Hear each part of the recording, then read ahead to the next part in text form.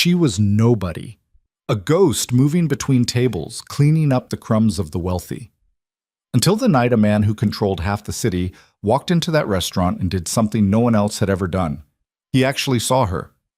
What Elena didn't know was that he'd been watching her for months. What she couldn't predict was that one conversation in Italian would pull her into a world where power, danger, and impossible choices would become her new reality. This is the story of how an invisible waitress became the one person a ruthless man couldn't control. Stay with me until the end, hit that like button, and comment what city you're watching from. I want to see how far Elena's story travels. The dinner rush at Aurelio's started the same way it always did, with chaos barely contained beneath a veneer of white tablecloths and crystal glasses. Elena Vance moved through the dining room like water, fluid and forgettable. Plate after plate balanced on her forearm, each step measured to avoid the kitchen door swinging open, the busboy cutting across her path, the manager's eyes tracking every server for the slightest mistake. She'd perfected the art of being present without being seen, a skill she'd learned long before she started working here. The restaurant itself was a monument to excess. Marble floors that cost more than most people's cars.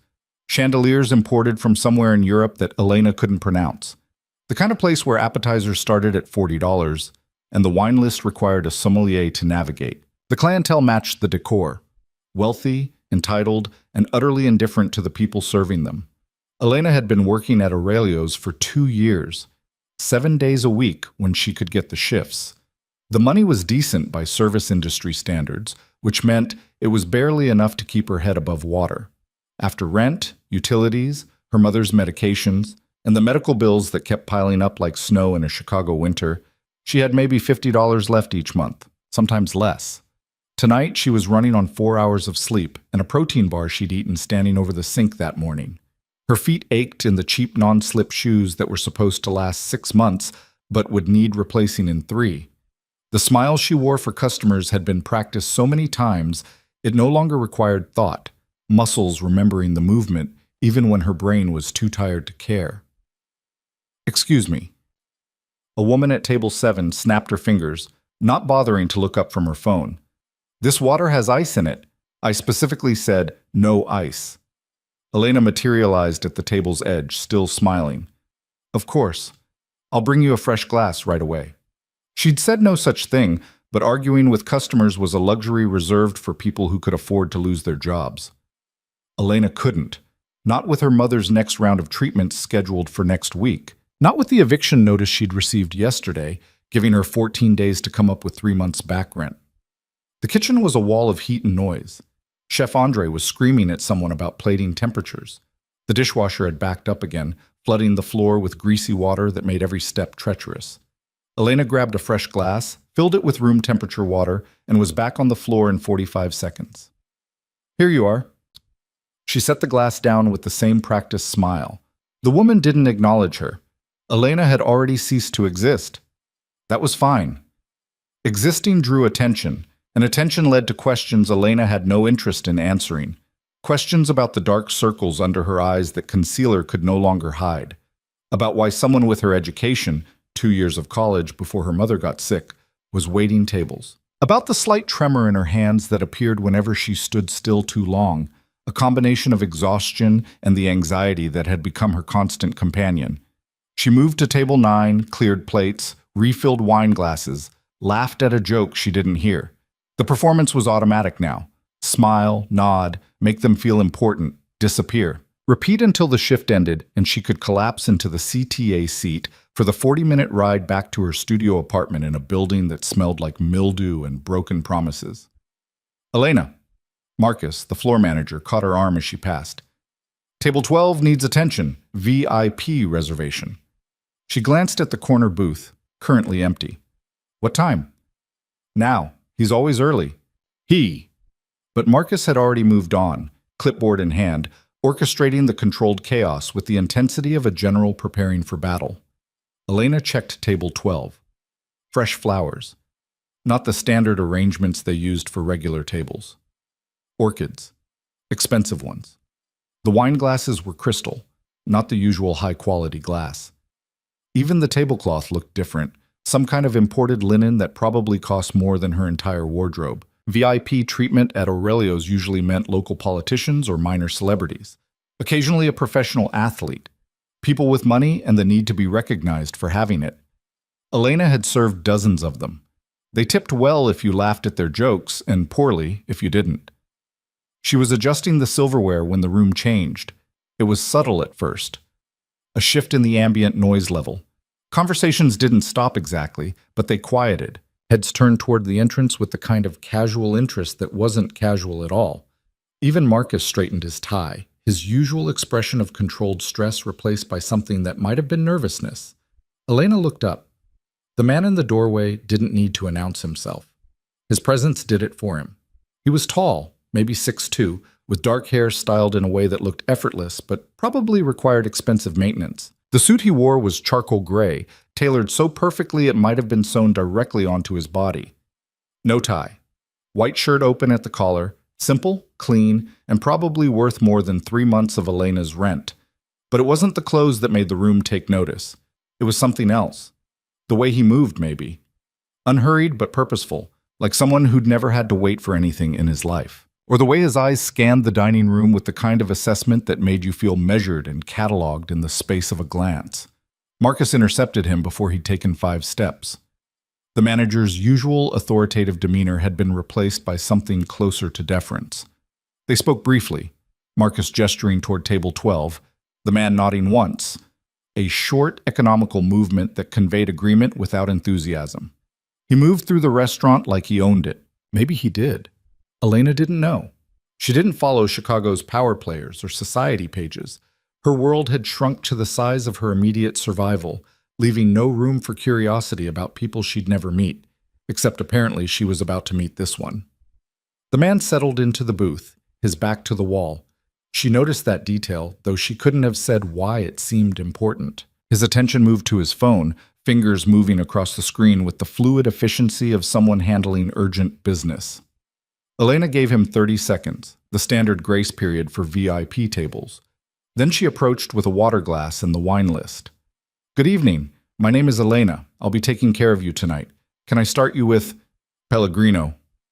His voice was low, accented. Not heavy, but present. Italian, she thought, though she'd only heard it in movies. No ice. He didn't look up from his phone. Elena nodded, swallowed the rest of her prepared greeting, and headed back toward the bar. Professional, efficient, invisible. Just how she preferred it. The sparkling water came in a green glass bottle, condensation already forming on the surface. She poured it into a glass, set both on her tray, and returned to table 12. "Your Pellegrino." She set the glass down, positioned the bottle within easy reach. "Grazie." The word stopped her. Not because of the Italian. Plenty of customers dropped foreign phrases to show off their European vacations. But the way he said it. Casual. Natural. Like it was his first language, not a performance. She glanced at him. He was looking at her now, phone face down on the table. His eyes were dark, almost black in the restaurant's low lighting. The kind of gaze that made you feel like you were the only person in the room, even though you knew you weren't. "Prego," she replied without thinking. Something shifted in his expression. Not quite a smile, but close. Interest, maybe. Or surprise. "Tu parli italiano?" The question came naturally, but Elena felt the ground shift beneath her feet. She didn't advertise the fact that she spoke Italian. It was a remnant from another life, before her mother got sick, before college became impossible, before survival became her only goal. Her grandmother had been from Naples, had insisted Elena learn the language properly, not the bastardized American version. "Un po'," she said carefully. "A little." "You're being modest." He leaned back in the booth, studying her with an intensity that should have made her uncomfortable. "Your pronunciation is too good for a little." This was dangerous territory. Personal questions led to personal conversations, which led to complications Elena couldn't afford. She needed to redirect, get back to the script, maintain the professional distance that kept her safe. "Have you had a chance to look at the menu?" She kept her voice polite, neutral.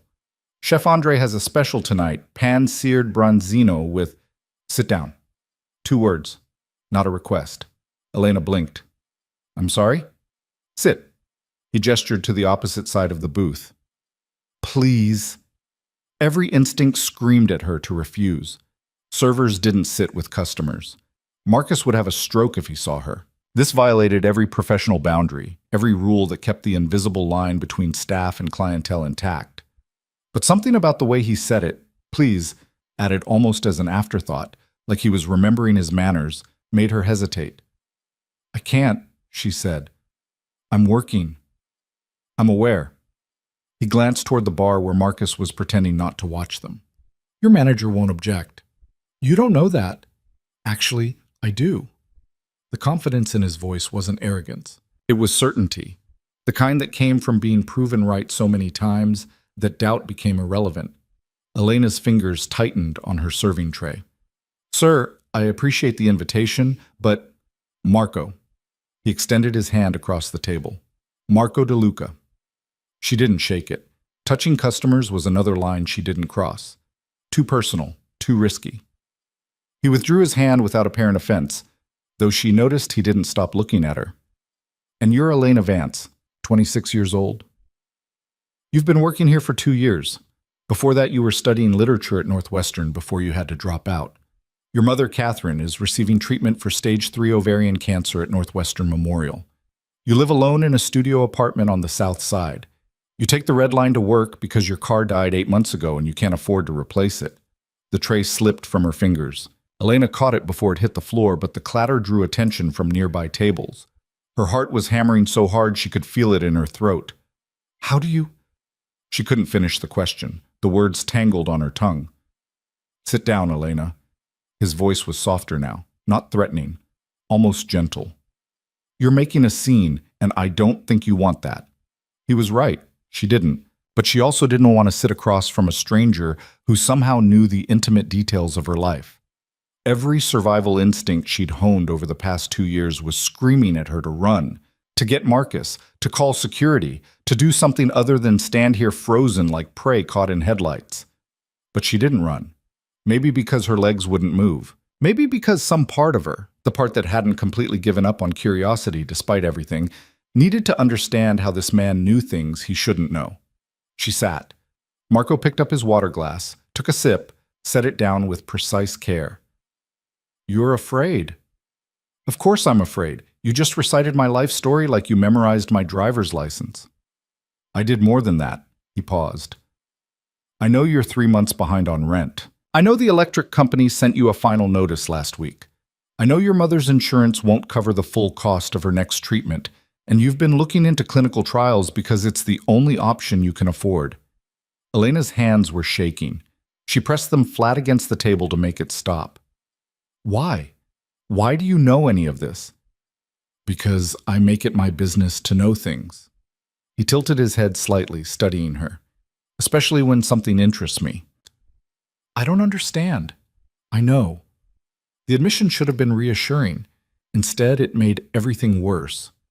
Elena glanced toward the kitchen, calculating escape routes. The back door was through the prep area, past the walk-in coolers. She could be out in 30 seconds if she moved fast. Don't! Marco's voice stopped her. Please, I'm not here to hurt you. Then what do you want? To talk. We're talking. Are we? He leaned forward, elbows on the table. You're thinking about running, calculating which exit is fastest, wondering if I'll follow you. The answer is no, by the way. If you want to leave, leave. I won't stop you. The fact that he'd read her so easily was almost as unsettling as everything else. Elena stayed in her seat, though she couldn't have explained why. Maybe because he was right. He could have stopped her already if that was his intention. Or maybe because beneath the fear, beneath the shock, there was something else. A flicker of something she hadn't felt in years. Curiosity. Who are you? She asked. I told you, Marco DeLuca. That's a name, not an answer. A smile touched his lips. Brief, there, and gone. Fair enough. I'm someone with resources, connections, the ability to solve problems. What kind of problems? The kind you're drowning in. Elena stood up so fast the booth seat scraped against the floor. I'm not interested. You haven't heard what I'm offering. I don't need to.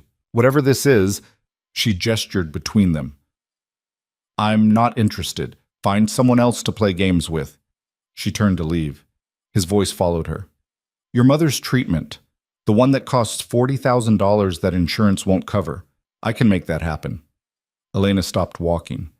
The rent you owe, the utilities, the medical bills, all of it. I can make it disappear. She turned around slowly. Marco hadn't moved from the booth. He looked completely relaxed, like he was discussing the weather instead of offering to solve every financial crisis that was slowly killing her. Why? The word came out raw, stripped of the professional veneer she'd been hiding behind. Why would you do that? Because I can, and because I want to. Nobody does something for nothing. You're right. He picked up the wine list, glanced at it briefly, set it aside. I'm offering you an opportunity, a position, working for me. Doing what? That depends on what you're good at. But first, he pulled out his phone, tapped the screen a few times, then turned it toward her. This is your mother's treatment plan. Stage 3 ovarian cancer, responding poorly to the current chemotherapy protocol. Her oncologist recommended switching to a different drug combination, but it's not covered by her insurance. Experimental, they said, too expensive to justify. Elena stared at the screen. It was her mother's medical file, complete, detailed. Information that should have been private, protected, impossible for a stranger to access. How did you get that? I told you, I have resources. He pulled the phone back, closed the app. The treatment your mother needs? I know the pharmaceutical company that makes it. I know the head of oncology at Northwestern Memorial. I can have her started on the new protocol by Monday. Full coverage. No cost to you. Elena's knees felt weak. She sat down again, not because she wanted to, but because standing required more strength than she had left. What do you want from me? Time. Attention. Your presence in certain situations where having someone intelligent and observant would be useful. You want me to be your escort? No. The word was sharp, almost offended. I want you to be exactly who you are. Smart, educated, someone who knows how to read a room. You've been doing it here for 2 years, watching people, understanding dynamics, staying invisible when you need to be. Those are valuable skills. For what? Business. What kind of business?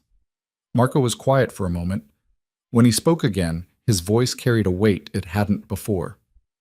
The kind that requires discretion, trust, the ability to keep certain things private. You're talking about crime. I'm talking about business that operates in gray areas. Import, export, consulting, various enterprises that benefit from someone with your particular talents. Elena laughed. It came out bitter, edged with something close to hysteria. You don't know anything about my talents. I know you speak 3 languages fluently, Italian, Spanish, and English.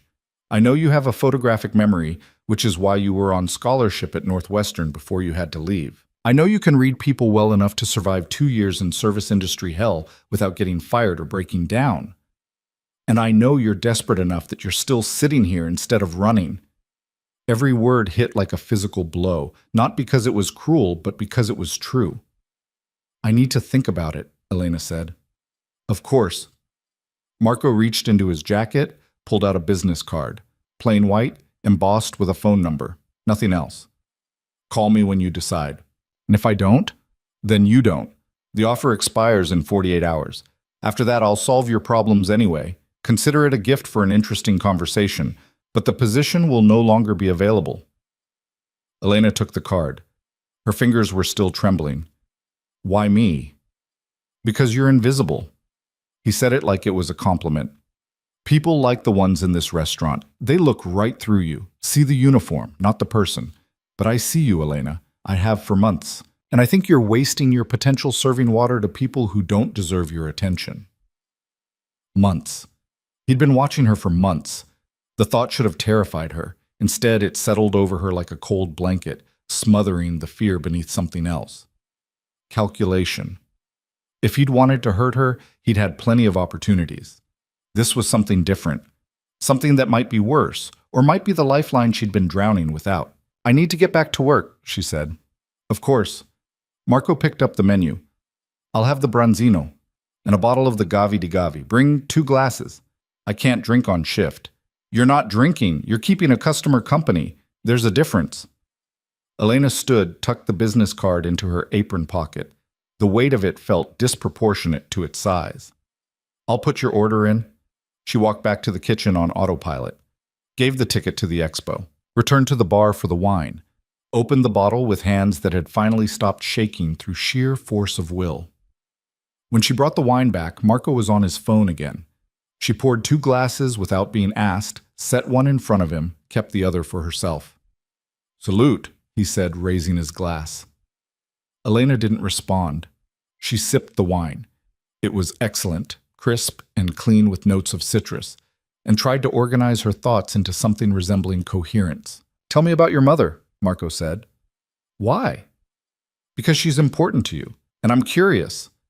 Elena took another sip of wine, buying time, trying to decide how much truth to offer a stranger who already knew too much. "She raised me alone. My father left when I was 3. She worked 2 jobs to keep us fed, made sure I got into good schools, pushed me to apply for scholarships. Everything I am, I owe to her. And now she's dying. The bluntness of it should have hurt. Instead, it was almost a relief. No platitudes, no false hope, just reality, spoken plainly. Yes, the experimental treatment has a 30% success rate, better than the current protocol, which has given her maybe 6 months. I know the statistics. Then you know it's worth trying." Elena set her glass down. "Is this the part where you tell me I have no choice? That I need to accept your offer because my mother's life depends on it?" "No." Marco's expression didn't change. "This is the part where I tell you the treatment is yours regardless of your decision. I meant what I said, 48 hours to decide about the position. But your mother's care? That starts Monday whether you call me or not." "Why?" "Because I can, and because watching you suffer serves no purpose." The words were matter of fact, delivered without sentiment or expectation of gratitude. Somehow, that made them hit harder than any emotional appeal could have. "I don't understand you," Elena said. "You're not supposed to. Not yet." The food arrived.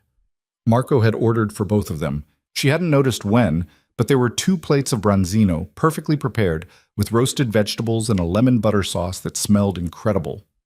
"Eat," he said. "You skipped lunch. Probably breakfast, too." Elena stared at the plate. "How do you... You're too thin. Your hands shake when you think no one's watching. And there's a protein bar wrapper in your apron pocket from this morning." She pulled out her phone, pretending to check messages, actually trying to steady herself. This man saw too much, knew too much, and somehow, impossibly, that was starting to feel less threatening and more like something she couldn't quite name.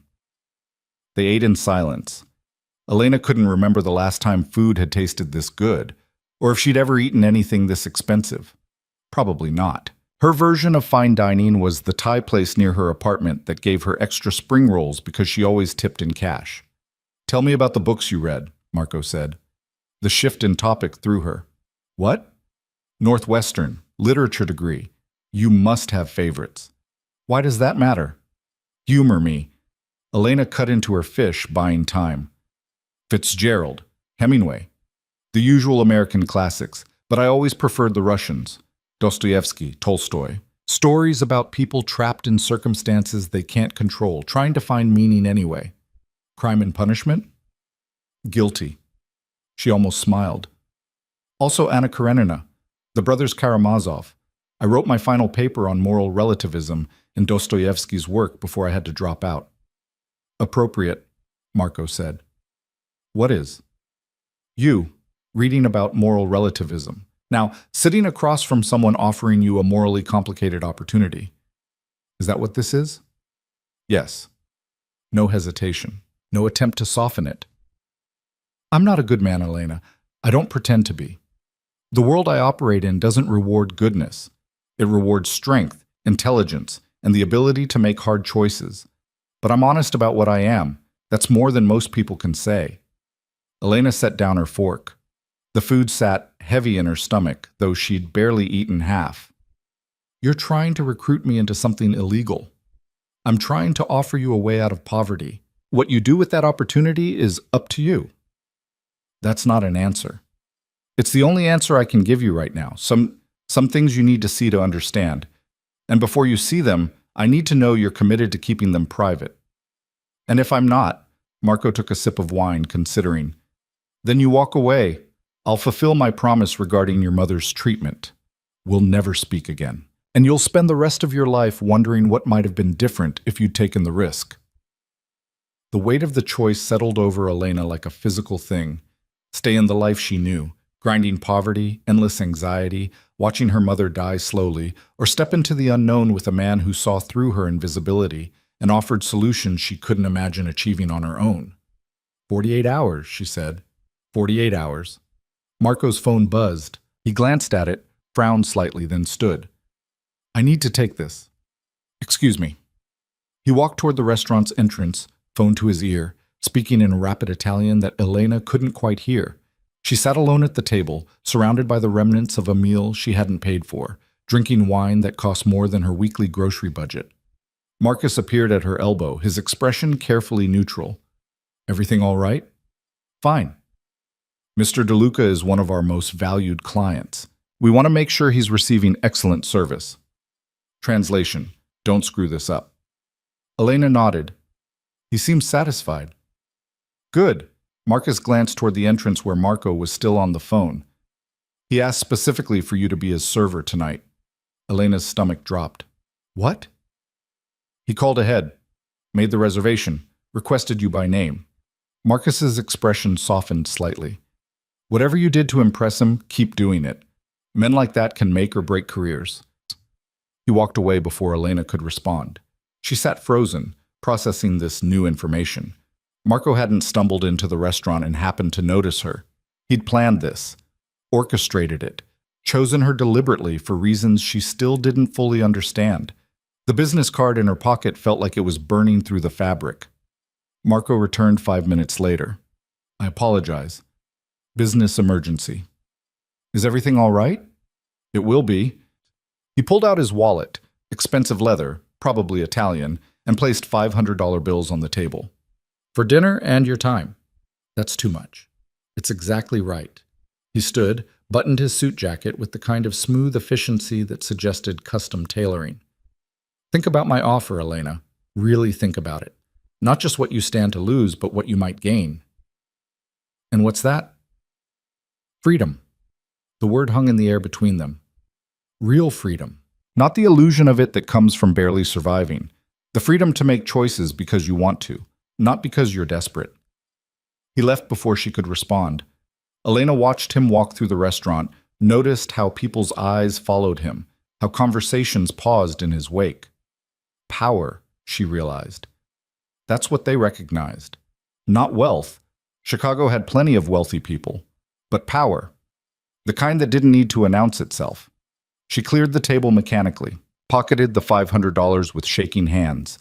The money would cover her mother's medications for the next month, or part of the back rent, or groceries that weren't instant noodles and protein bars. The rest of her shift passed in a blur. She served other tables, smiled at other customers, went through the motions of her job while her mind spun in circles. By the time she clocked out at 11, she'd convinced herself a dozen times to throw away Marco's business card and another dozen times to call him immediately. She did neither. The Red Line at midnight was a different world, mostly empty except for night shift workers and people with nowhere else to go. Elena found a seat, pressed her forehead against the cool glass window, and watched the city slide past in streaks of light and shadow. Her phone buzzed. Unknown number. Your mother's treatment is scheduled for Monday, 9 a.m., Northwestern Memorial Oncology Department. Dr. Sarah Chen will be handling her case. All costs covered. M. Elena stared at the message until her vision blurred. He'd done it. Less than 3 hours after their conversation, he'd made it happen. The treatment that was supposed to be impossible, too experimental, too expensive, scheduled like it was nothing, like $40,000 was pocket change. She typed and deleted 3 different responses before settling on, "Thank you." The reply came immediately. "You have 45 hours left to decide. Use them wisely." The apartment was dark and cold when she got home. Elena didn't bother turning on lights. She dropped her bag by the door, kicked off her shoes, and collapsed onto the couch that doubled as her bed. The business card was still in her pocket. She pulled it out, ran her fingers over the embossed numbers. A simple piece of cardstock that represented a choice she wasn't qualified to make. Her phone rang. Mom. Elena answered on the second ring. Hey, did I wake you? Her mother's voice sounded thin, tired. The cancer had stolen her strength slowly, bite by bite. No, just got home from work. How are you feeling? Like death warmed over, but I'm still here. A weak laugh. The nurse said my white blood cell count is up. That's good, right? It's good, Elena lied. She had no idea if it was good. Medical terminology had become a foreign language she was still learning to speak. How was work? Fine. Busy night. You sound tired. I'm always tired. I know, sweetheart. I'm sorry. The apology hit like a knife between ribs. Don't. Don't apologize for being sick. I'm apologizing for being a burden. You're not a burden. You're my mother. Silence on the other end. Then quietly. Did you get the eviction notice? Elena closed her eyes. How did you know about that? Mrs. Chen from 3B told me. She saw them posting it on your door. Of course she did. Privacy was a myth in buildings like theirs. It's fine. I'll figure it out. With what money, Elena? You can barely afford to feed yourself.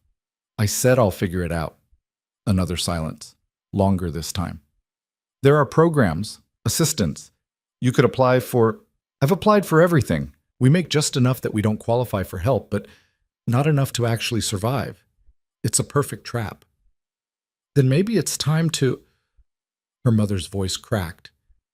Maybe I should stop treatment. Let nature take its course. Use the money for... No. The word came out fierce, sharp. We're not having this conversation. Elena, no, I'm not letting you die because of money. I'll figure something out. How? The question hung in the air. Elena didn't have an answer. Or rather, she had one, and it was currently burning a hole in her pocket in the form of a business card. I have to go, she said. I'll call you tomorrow. I love you. Love you too. Elena hung up before her mother could hear her start to cry. She sat in the dark, phone clutched in one hand, business card in the other, and let the tears come. Silent, exhausted. The kind of crying that came from a place too deep for sound. 45 hours. She had 45 hours to decide whether to trust a stranger who knew too much, offered too much, and wanted something she didn't fully understand in return. 45 hours to choose between drowning slowly in poverty or diving into dark water with no idea how deep it went. 45 hours to decide who she wanted to be. Elena looked at the card again. The number seemed to glow in the darkness, though she knew that was impossible. Just her mind playing tricks, trying to make a choice, seem inevitable when it was anything but. She thought about Marco. The way he'd looked at her. Not through her like everyone else, but directly at her. Seeing things she'd spent years hiding. The calm certainty in his voice when he'd promised to solve problems that had seemed insurmountable. The admission that he wasn't a good man, delivered without shame or apology. Honesty, at least. That was something. Elena pulled out her laptop, ancient, slow, held together with hope and electrical tape, and did what she should have done hours ago. She searched for Marco De Luca. The results were strange. Mentions in society pages, photographs from charity events, quotes in business articles about import-export consulting. But nothing substantial. No real information about what he did, who he worked for, where his money came from. Just a carefully curated public persona that revealed nothing. She dug deeper. Cross-referenced names mentioned alongside his. Found patterns of association with people who appeared in news articles about organized crime, political corruption, federal investigations. Nothing concrete, nothing that proved anything, but the pattern was there if you knew how to look for it. Marco De Luca was exactly what he'd implied, someone who operated in gray areas. Legal enough to avoid prosecution, connected enough to avoid scrutiny. The kind of man who could make a $40,000 medical treatment appear with a single phone call. The kind of man who could make problems disappear, or create them. Elena closed the laptop. Her head hurt. Her body hurt. Everything hurt.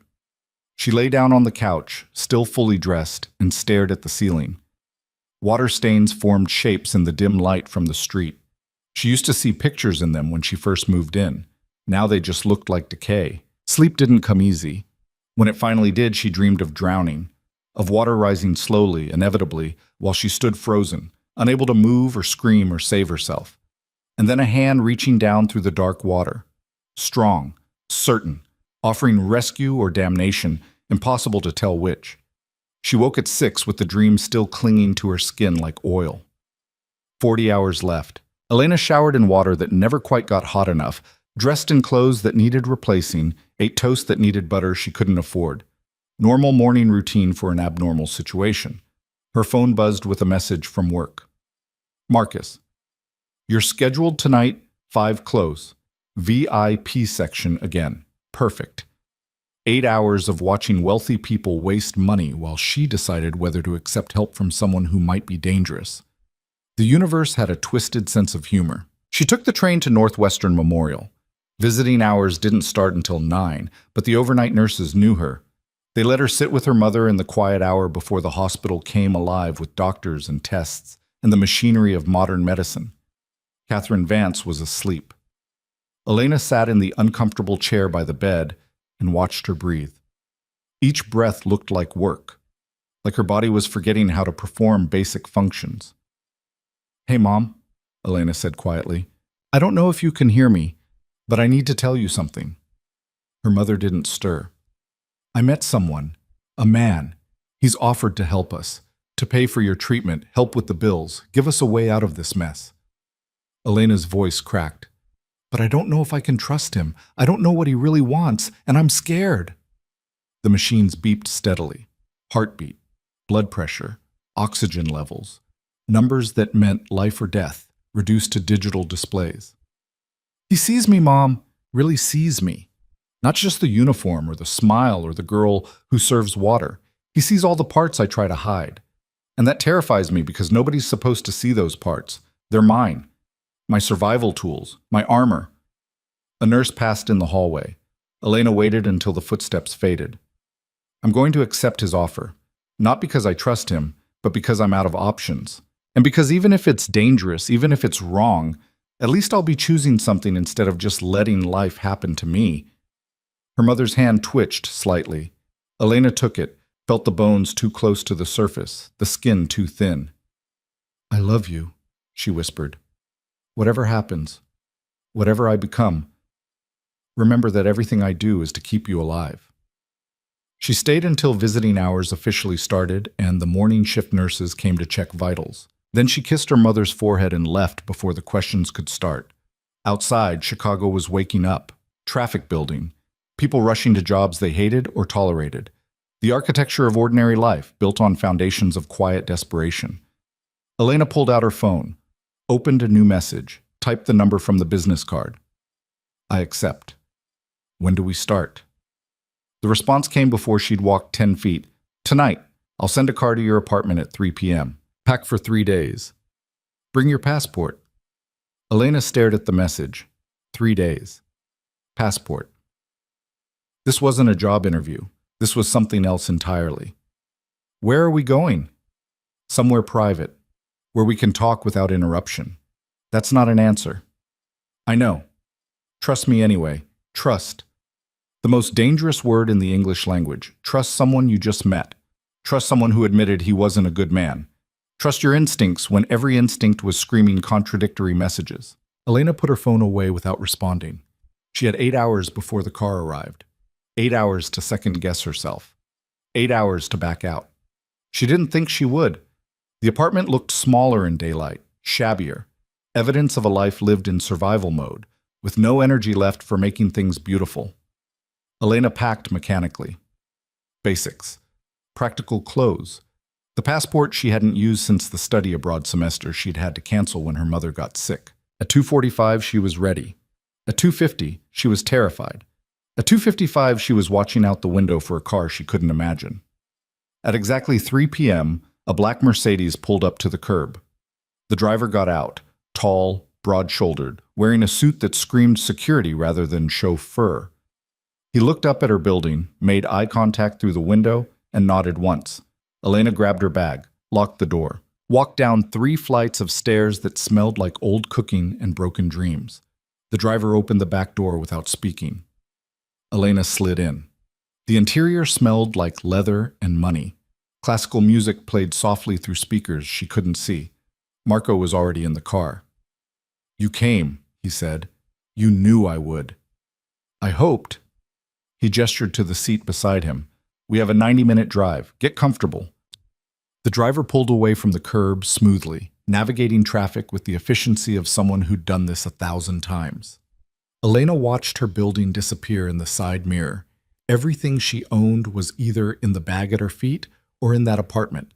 And somehow, impossibly, she was leaving it all behind for a man she'd known for less than 24 hours. "Where are we going?" she asked again. "A house I own, north of the city.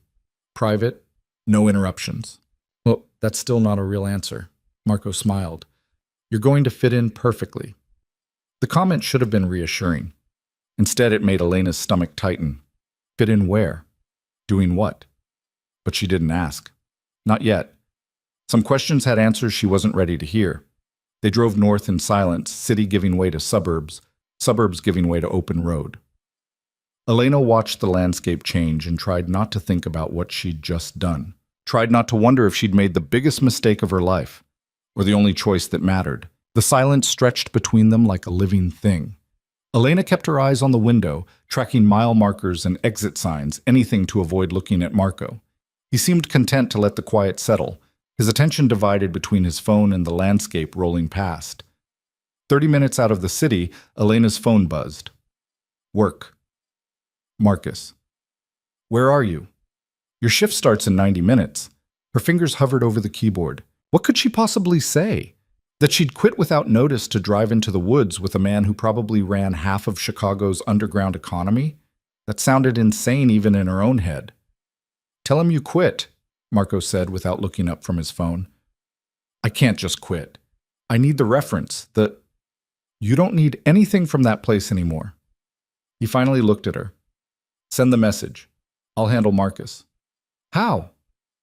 "I own 20% of Aurelio's. Marcus works for me. He just doesn't know it yet." Elena's stomach dropped. "You own since when?" 4 months. Silent partner. The previous owner needed capital. I provided it." Marco's expression didn't change. "I told you. I make it my business to know things. That includes knowing where you work." The implications crashed over her like cold water. 4 months. He'd been planning this for 4 months. Buying into the restaurant, watching her, building some kind of strategy she couldn't begin to understand. "That's insane," she said. "That's thorough." He returned to his phone. "Send the message." Elena typed with shaking hands. "Family emergency. I won't be in tonight. Or any night. I'm sorry." She hit send before she could second-guess it. The finality of it settled over her chest like a weight. "Good," Marco said. "Now turn off your location services." "Why?" "Because I'd prefer people not know where we're going." Elena's mouth went dry. "That's not ominous at all. It's practical. I have enemies, people who would use anyone close to me as leverage. Until I know you're committed to this arrangement, I need to maintain certain precautions." "You mean you need to make sure I can't tell anyone where your secret murder cabin is located?" Marco actually smiled at that. "It's not a cabin, and I've never murdered anyone there. That's a very specific denial." "I thought you'd appreciate the precision." He pocketed his phone. "You're afraid again." "I'm always afraid. I've just gotten better at hiding it." "Don't. Not with me." His voice softened slightly. "Fear is honest. I can work with honest. It's the pretending I don't trust." Elena turned off her location services, watching the little blue dot on her Maps app disappear. Untethered. That's what she was now. Floating free from everything familiar, drifting into unknown territory with a man who spoke about murder like it was a business expense. The highway gave way to smaller roads, trees pressed closer, houses became sparse, then disappeared entirely. Elena tried to track the turns, memorize landmarks, anything that might help her find her way back if things went wrong. But after the 15th turn down increasingly narrow roads, she gave up. She was lost. Completely, utterly lost. "Tell me about your father," Marco said suddenly. The shift threw her. "What? You said he left when you were 3. I'm curious." "Why?" Because the people who leave us shape us as much as the ones who stay, sometimes more. Elena was quiet for a long moment. I don't remember him. Just fragments, a voice, the smell of cigarette smoke. My mother doesn't talk about him. I stopped asking when I was 10. He's still alive, living in Phoenix, remarried, 2 kids. The information landed like a punch. Elena's breath caught. How do you... I told you, I'm thorough. That's not thorough, that's invasive. Yes. No apology, no justification, just agreement. Do you have any boundaries at all? Very few. And most of those are pragmatic rather than ethical. Marco glanced at her. Does it bother you, knowing he replaced you so easily? Elena's hands curled into fists. You don't get to ask me that. I just did. Then I don't have to answer. True? But you want to. I can see it. You've been carrying that question for 16 years, and nobody's ever given you permission to be angry about it. He was right, and she hated him for it. Yes, it bothers me. He left us with nothing, built a whole new life, and never looked back. My mother worked herself to the bone while he was playing Happy Family in Arizona. So yes, Marco, it bothers me. Is that what you wanted to hear? I wanted to hear the truth. That's all I ever want from you. Why? Why does any of this matter? Because I need to understand who you are, your triggers, your weaknesses, the things that will make you loyal or make you run. He said it clinically, like he was discussing a business acquisition. You're angry at your father for abandoning you. You're watching your mother die slowly. You've spent your entire adult life invisible, unrewarded, grinding yourself down to nothing. That rage has to go somewhere. I need to know where. Elena's jaw tightened. I'm not going to be your weapon. I don't want a weapon. I have plenty of those. I want someone who understands what it means to survive in a world that doesn't care if you live or die. Someone who's learned to be invisible when necessary, and visible when it counts. You're that person. You don't know me well enough to make that assessment. I know you better than you think. Marco pulled out a folder from the seat pocket in front of him, handed it to Elena. Open it. Inside were photographs. Elena at the restaurant, Elena on the train, Elena at the hospital visiting her mother. Dozens of them, taken over months, documenting her routine with uncomfortable precision. You had me followed, she said quietly. Yes. For how long? 6 months, give or take. Elena closed the folder before she could see more. Her hands were shaking again. This is stalking. This is due diligence. I don't make investments without research. I'm not an investment. I'm a person. You're both. Marco took the folder back. And before you ask, no, I didn't enjoy invading your privacy. But I needed to know if you were who I thought you were. Someone strong enough to survive what I'm offering. Someone desperate enough to take the risk. And if I wasn't? Then we wouldn't be having this conversation. The car turned onto a gravel road, tires crunching over stones. Trees formed a canopy overhead, filtering sunlight into scattered fragments. Elena caught glimpses of a building through the branches. Large, stone, old money architecture hiding in the woods. The house emerged like something from another era. 3 stories of gray stone and dark wood, windows that reflected the forest back at itself. A circular driveway surrounding a fountain that wasn't running. Beautiful in a way that suggested no expense had been spared, but cold. The kind of place that looked more like a fortress than a home. The driver parked near the front entrance. Marco got out first, waited for Elena. She climbed out slowly, taking in the surroundings. No neighbors, no road noise. Just trees and silence and the kind of isolation that could be peaceful or terrifying depending on your perspective. Welcome, Marco said, gesturing toward the entrance. To what? Your evil lair? To my home.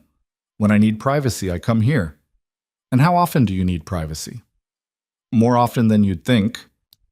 The interior matched the exterior. High ceilings, dark wood floors, furniture that looked expensive and uncomfortable. Art on the walls that Elena didn't recognize but suspected was valuable. Everything immaculate, perfectly placed, like a museum display of how wealthy people lived. A woman appeared from a side hallway. Late 50s, gray hair pulled back severely, dressed in simple black clothing. She nodded to Marco, glanced briefly at Elena with an expression that gave away nothing. This is Mrs. Chen, Marco said. She maintains the house. If you need anything, ask her. Your room is upstairs, second door on the left, Mrs. Chen said. Her English carried a faint accent Elena couldn't place. Dinner is at 7. She disappeared before Elena could respond. She's not much for conversation, Marco said, but she's efficient. Your things will be unpacked by the time you get upstairs. I can unpack my own bag. I'm sure you can, but you won't need to. He checked his watch. You have 3 hours before dinner. Rest. Explore the house if you want. Just don't go into the east wing. That's private. Of course you have a forbidden wing. Do you also have a basement full of secrets and a library with a hidden door? Yes, to the library. The basement is just a wine cellar. Marco started toward a hallway. We'll talk more at dinner. There are things you need to understand before tomorrow. What happens tomorrow? You start learning what you actually signed up for. He left before she could ask more questions. Elena stood in the enormous entryway surrounded by expensive emptiness and wondered what the hell she'd gotten herself into. The room upstairs was larger than her entire apartment. King-sized bed. Sitting area with a view of the forest. Attached bathroom with a tub that could fit 3 people. Her small duffel bag looked ridiculous sitting on the bed, a reminder of how out of place she was in this world. Mrs. Chen had indeed unpacked her clothes. Elena's worn t-shirts and discount jeans hung in a closet next to empty space meant for a wardrobe she didn't own. The contrast was almost funny. Almost. She sat on the bed, then immediately stood up again, too nervous to stay still, too wired to rest. She moved to the window, looking out at trees that went on forever. Her phone buzzed. Marcus. I understand. Take care of your family. If you need a reference, let me know. The kindness surprised her. Then she remembered what Marco had said.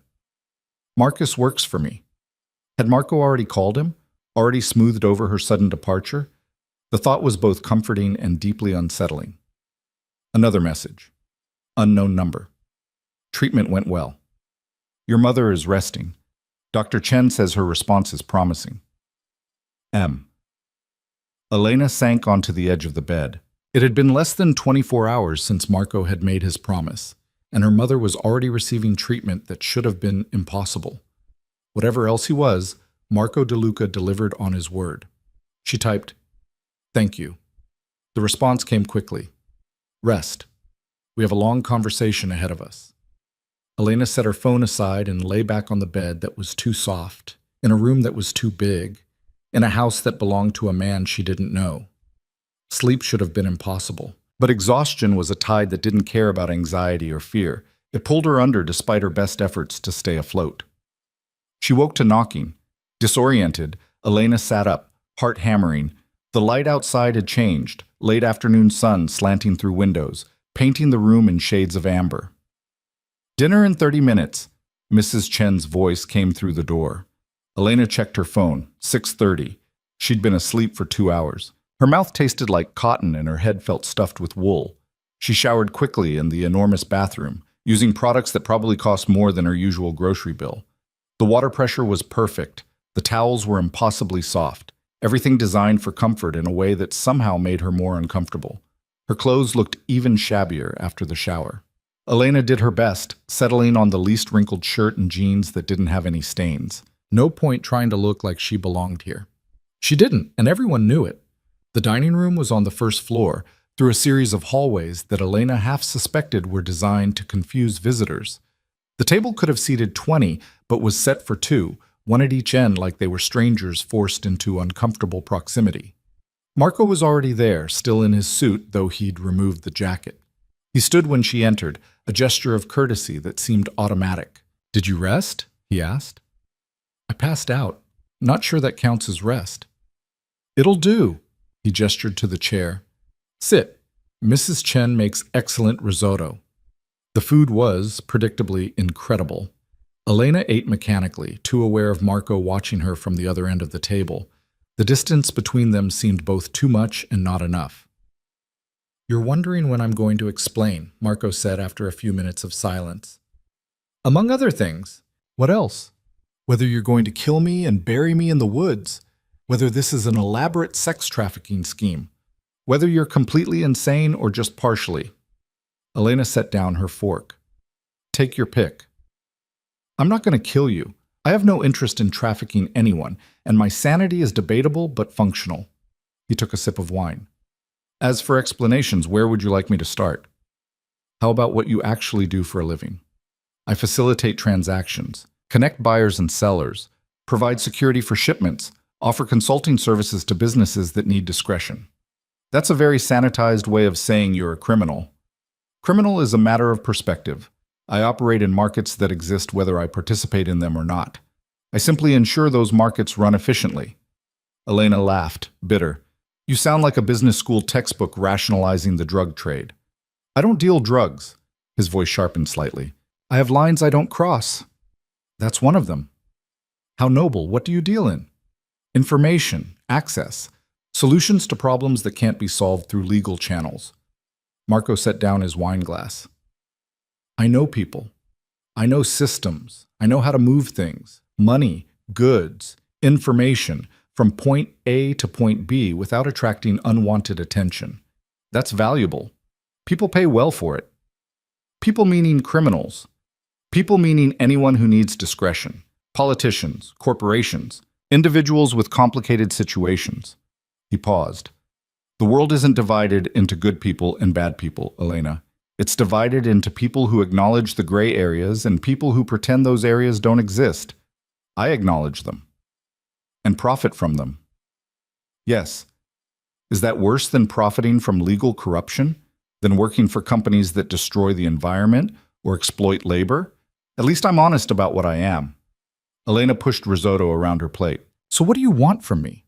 What's my role in your morally gray empire? You'll accompany me to meetings, social events, situations where having an intelligent, observant companion provides useful cover and additional perspective. Marco leaned back in his chair. You'll watch. Listen. Remember things. Later, you'll tell me what you noticed. Patterns, inconsistencies. The things people say when they think the help isn't paying attention. You want me to be a spy. I want you to be yourself. Observant. Invisible when necessary. The woman who survived 2 years at Aurelio's by reading every table, every customer, every shift in the room's energy. That skill set is worth more than you realize. And in exchange, you pay my mother's medical bills and my rent. In exchange, I pay you a salary, $50,000 a year to start. Housing and expenses covered. Health insurance. Your mother's medical care, all of it, fully funded. After 6 months, if you're still interested, we renegotiate. The numbers didn't make sense. Elena had been preparing for some kind of Faustian bargain, not a job offer with benefits. Why so much? Because loyalty costs money. Because I need you focused, not distracted by survival. And because I can afford it. Marco stood, walked to the bar cart against the wall, poured 2 glasses of something amber. He brought one to Elena. Also because you're worth it. You don't know that. I do. 6 months of surveillance, remember? I know exactly what you're worth. Elena took the glass but didn't drink. What if I say no? What if I decide this is too much, too dangerous, too insane? Then I drive you back to Chicago tomorrow. Your mother's treatment continues regardless. The rent money I've already transferred to your account is yours to keep. We part ways, and you never hear from me again. You'd really let me go, just like that? I don't keep people against their will. That's another line I don't cross. Marco returned to his seat. But I don't think you'll go. Why not? Because you're curious. Because you're tired of being invisible. Because some part of you wants to see what happens if you step into a different life. He raised his glass. And because you recognize something in me. The same thing I recognize in you. What's that? Hunger. Not for food or money. Hunger for something more than survival. For a life that means something beyond just getting through another day. The words hit harder than they should have. Elena drank to avoid responding, let the liquor burn down her throat and settle in her chest like a coal. Tell me about the people you work with, she said. Who will I be meeting? Tomorrow you'll meet my associate, Dante. He handles logistics. Good man, loyal, can be intense. After that, we'll see. It depends on what develops. Marco swirled his drink. But there are things you need to understand before you meet anyone. Rules that aren't negotiable. I'm listening. First, you never repeat anything you hear, not to friends, family, authorities, anyone. What you learn stays locked in your head. That's a given. Second, if you're ever in a situation where you feel unsafe, you leave immediately. I'll give you a phone with a direct line to my security team. You use it, they extract you, no questions asked. Okay. A third, you never lie to me. I don't care how bad the truth is. I can work with truth. Lies get people killed. Elena set down her glass. Same goes for you. You don't lie to me. Marco considered this. Fair. I won't lie to you, but understand there are things I won't tell you. Not because I'm being deceptive, but because knowing them would put you at risk. Can you live with that? I don't know. Can you live with me asking questions anyway? I'd be disappointed if you didn't. They finished dinner in relative silence. Mrs. Chen appeared to clear plates, moving like a ghost through the room. Elena wondered what the woman knew, what she'd seen in this house, whether she was complicit or just pragmatic. Come with me, Marco said when the table was clear. I want to show you something. He led her through more hallways, past rooms Elena couldn't identify in the dim lighting. They ended up at a heavy wooden door that Marco unlocked with a key from his pocket. The room beyond was an office, but not like any office Elena had seen before. One wall was entirely screens, at least a dozen monitors showing what looked like security feeds, data streams, maps. Another wall was covered in photographs, documents, notes connected by string like something from a detective show. This is where I work when I'm here, Marco said. The hub of my operations. Elena stepped closer to the wall of photographs. Faces she didn't recognize. Locations from around the world, notes in multiple languages. What is all this? Current projects, people I'm watching, situations that require monitoring. He pointed to a cluster of photos. That's a city councilman taking bribes from a real estate developer. That's the developer. That's the property they're trying to rezone. I'm helping a community group stop them. You're helping the good guys? I'm helping my clients. In this case, the community group hired me to gather evidence. The fact that they're the good guys is incidental. Elena moved along the wall. More photos, more notes, a web of connections she couldn't begin to untangle. How do you keep track of all this? Practice, pattern recognition, and help from people smarter than me. Marco pulled out his phone, tapped something. One of the screens changed, displaying a complex flowchart. This is what you'll learn. How to see patterns, how information connects, how to identify weak points in systems. I don't have training for this. You have instincts. That's better. Training can be taught. Instincts are innate. He moved to a desk, opened a drawer, pulled out a tablet. This is yours. Encrypted. Secure. You'll use it for notes, observations, anything you need to track. I'll teach you the system. Elena took the tablet, felt the weight of it. Commitment, made solid. When do we start? Tomorrow morning, 8 a.m. Dante arrives at 9. You'll sit in on the meeting, observe, take notes. Afterward, we debrief. You tell me what you noticed. I tell you what you missed. We build from there. And if I'm terrible at this? You won't be. But if you are, we adjust. Find what you're good at and focus there. Marco locked the door as they left the office. This isn't prison, Elena. You're not trapped. I meant what I said. You can leave any time.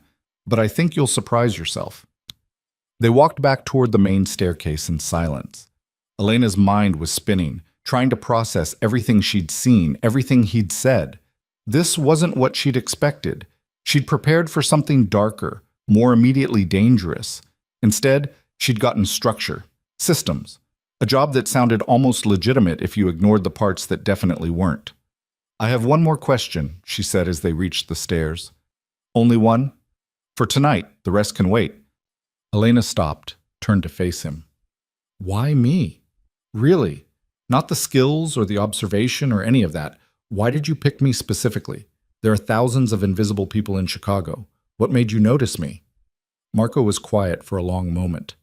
When he spoke, his voice carried something she hadn't heard before. Uncertainty, maybe, or vulnerability buried under layers of control. 3 months ago, I was at Aurelio's. Bad night. Deal had gone wrong, lost someone I trusted. I was sitting in that corner booth trying to decide how to handle the fallout. And you brought me water. Simple thing. But you looked at me, really looked, and you said, rough night? Like you actually cared about the answer. Elena didn't remember. She'd served hundreds of people in that booth. I said yes, Marco continued. And you said, it'll pass. Everything does. Then you walked away. Didn't push for conversation, didn't try to fix anything, just acknowledged it and moved on. And I realized you understood something most people don't. That sometimes the best thing you can do for someone is see them and give them space at the same time. That's why you stalked me for 6 months? Because I brought you water and made small talk? No, that's why I started paying attention. The stalking came after I realized you did that for everyone, saw people. Made them feel human for 30 seconds. Despite being exhausted and broke and invisible yourself, that's rare. That's valuable. That's why you... Elena didn't know what to say to that. Part of her wanted to call bullshit, to say he was romanticizing a survival mechanism she'd developed to get through shifts. But another part recognized the truth in it. She did see people. Even when it cost her energy she didn't have. Go to bed, Marco said. Tomorrow's a long day. She climbed the stairs without looking back, hyper-aware of his eyes on her until she turned the corner. In her room, she locked the door and leaned against it, breathing hard. Her phone showed 3 missed calls from her mother. Elena called back, sitting on the edge of the too-soft bed. Where are you? Catherine sounded stronger than she had in weeks. The hospital said you'd arranged everything, but you're not answering your phone, and... I'm fine, Mom. I'm safe. I took a job. It required leaving the city for a few days. What kind of job? Consulting work. It's complicated, but the pay is good, really good. Good enough to cover everything.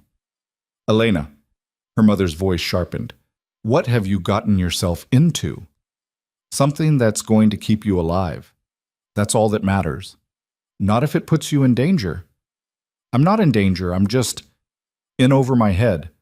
But I can swim, I promise. They talked for another 10 minutes, Elena dodging questions, her mother pressing for details Elena couldn't give. By the time they hung up, Catherine sounded suspicious but resigned. The treatment was working. That was enough for now. Elena lay in bed, staring at the ceiling, mind refusing to quiet. Tomorrow she'd meet Dante, whoever he was. Tomorrow she'd start learning whatever Marco wanted to teach her. Tomorrow her new life would begin in earnest. She thought about the photographs on the wall, the screens full of data, the web of connections Marco navigated like a spider in the center of everything. She thought about the way he'd looked at her when he explained why he'd noticed her, like she was something rare instead of something disposable. She thought about the choice she'd made, whether it was already too late to unmake it. Sleep came eventually, restless and full of dreams she wouldn't remember. When she woke to gray light filtering through unfamiliar windows, Elena lay still for a moment, taking inventory. Still alive. Still here. Still moving forward into unknown territory with no map and no guarantee she'd survive the journey. But at least she was moving. That was something. 7:30. Time to get up. Time to start learning what she'd actually signed up for. Time to find out if Marco's faith in her was justified or if she'd crash and burn in spectacular fashion. Either way, there was no going back. The door had closed behind her. The only direction left was forward. Elena got up and started getting ready to meet her future. The shower was running when Elena woke the second time, confused until she realized it was coming from down the hall. Marco, probably. She checked her phone. 7:45. 15 minutes until their meeting. She dressed quickly, the same jeans and a different shirt that looked just as cheap in the morning light. Downstairs, Mrs. Chen had set out breakfast in a smaller dining room. Coffee, fruit, pastries that smelled like they'd been baked an hour ago. Elena ate standing up, too nervous to sit. Marco appeared at exactly 8, hair still damp, dressed in dark slacks and a white shirt with the sleeves rolled to his elbows. Casual by his standards, he poured coffee, black, and leaned against the counter. How'd you sleep? Like someone who's questioning every life choice that led them here, Elena said. That's normal. It passes. He took a sip of coffee. Or it doesn't, and you leave. Either way, you'll know soon enough. Comforting. I'm not here to comfort you. I'm here to give you options you didn't have before. He set down his cup. Come on, we'll start in the office.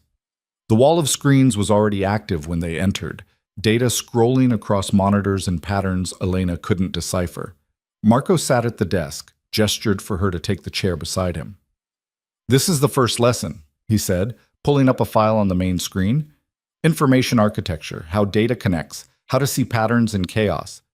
The screen filled with what looked like a network diagram. Names, dates, locations, all connected by lines of varying thickness. This is a shipping operation, legitimate on the surface, but look here. He pointed to a cluster of connections. These shipments all arrive on the same day of the week, same port, same customs inspector. That's not coincidence. Elena leaned closer. Someone's being paid off. Exactly. The pattern tells the story if you know how to read it. Marco pulled up another file. Now look at this one. What do you see? It took Elena a minute, then she noticed it. The gaps. Every third Tuesday, nothing, like clockwork. Good. Why would a shipping company have scheduled gaps? Maintenance? Possible. Or, Elena thought about it, they're moving something they don't want documented, using the scheduled downtime as cover. Marco smiled, brief but genuine. You're faster than I expected. Most people take weeks to start seeing patterns. You saw it in 90 seconds. I've been reading rooms for years. This is just a different kind of room. It's exactly that. He closed the files, opened a new one. This is today's situation. Dante's bringing information about a problem. Someone's been skimming from one of my operations, small amounts, careful but consistent. I need to know who, why, and whether they're working alone. And you want me to listen while you two talk? I want you to watch Dante while he talks. He's loyal, but he's also human. If he knows more than he's saying, or if he's nervous about something he's not mentioning, you'll see it. Marco turned to face her. People lie with words all the time. Their bodies are harder to control. You already know this. You've been reading customers' micro-expressions to figure out if they'll tip well. He wasn't wrong. Elena had learned to spot the subtle tells. The way someone's shoulders tightened when you mentioned the check. The brief eye contact that meant they were about to ask for something complicated. The fake smile that telegraphed a complaint coming. What am I looking for specifically? Anything that doesn't fit. Hesitation when there shouldn't be. Confidence when he should be uncertain. Watch his hands, his posture, where his eyes go when he's thinking. Marco stood, moved to the wall of photographs. Dante's been with me for 8 years. He's good at his job. But everyone has tells. Find his. A phone buzzed. Marco checked it, then looked at Elena. He's here, early. That's unusual. They met Dante in the main sitting room. He was younger than Elena expected, maybe 35, with dark hair cropped short and the build of someone who spent serious time in a gym. He wore jeans and a leather jacket, looked more like a bouncer than a logistics coordinator. When he saw Elena, his expression flickered, surprise, then assessment, then carefully neutral. Dante, this is Elena, Marco said. She'll be working with me. Elena, Dante Moretti. Dante extended his hand. His grip was firm, testing. Marco didn't mention he was bringing anyone new on board. I don't mention everything. Marco settled into one of the chairs, gestured for them to sit. What did you find? Dante glanced at Elena again, uncertain. Marco caught it immediately.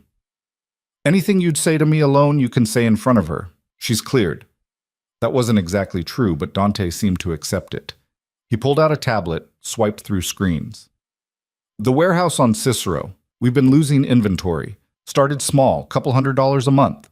Now it's up to $5,000. Someone's walking out with product and covering their tracks in the books. Cameras? Marco asked. Disabled for maintenance on the nights the inventory goes missing. Convenient timing. So whoever's doing it has access to security systems. Or they're paying someone who does. Dante's jaw tightened. I ran background on everyone with that kind of access. 3 possibilities. But one of them. He hesitated, and Elena saw it. The slight pause before continuing. The way his eyes dropped to his tablet instead of meeting Marco's gaze. One of them is Carlo's nephew, the kid we brought on 6 months ago. Marco went very still. You're certain? Fits the timeline. He's been working nights when the gaps happen, has the access codes, and he's been spending money he shouldn't have.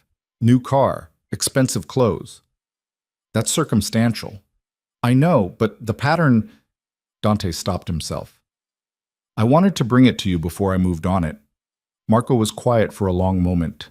Elena watched them both. Dante's shoulders had tightened. His fingers drummed once against his thigh, then stopped like he'd caught himself. Nervous. But not about the theft. About something else. How's Carlo? Marco asked, his tone casual. Too casual. Haven't talked to him in a few weeks. But you'll need to, if we're investigating his nephew. Yeah. Dante's hand went to the back of his neck, rubbing. Another tell. I wanted your call on how to handle that. Carlo's been with you longer than I have. This could get messy. It's already messy. Marco leaned back in his chair. Set up surveillance on the nephew. I want confirmation before we do anything. And Dante... He waited until Dante met his eyes. Don't mention this to Carlo yet. Not until we're sure. Understood. They talked logistics for another 20 minutes. Surveillance schedules. Who to assign. How to document without alerting the target. Elena listened, took mental notes, but mostly she watched Dante. The way he kept touching his phone in his pocket. The way his eyes went to the windows every few minutes like he was checking something outside.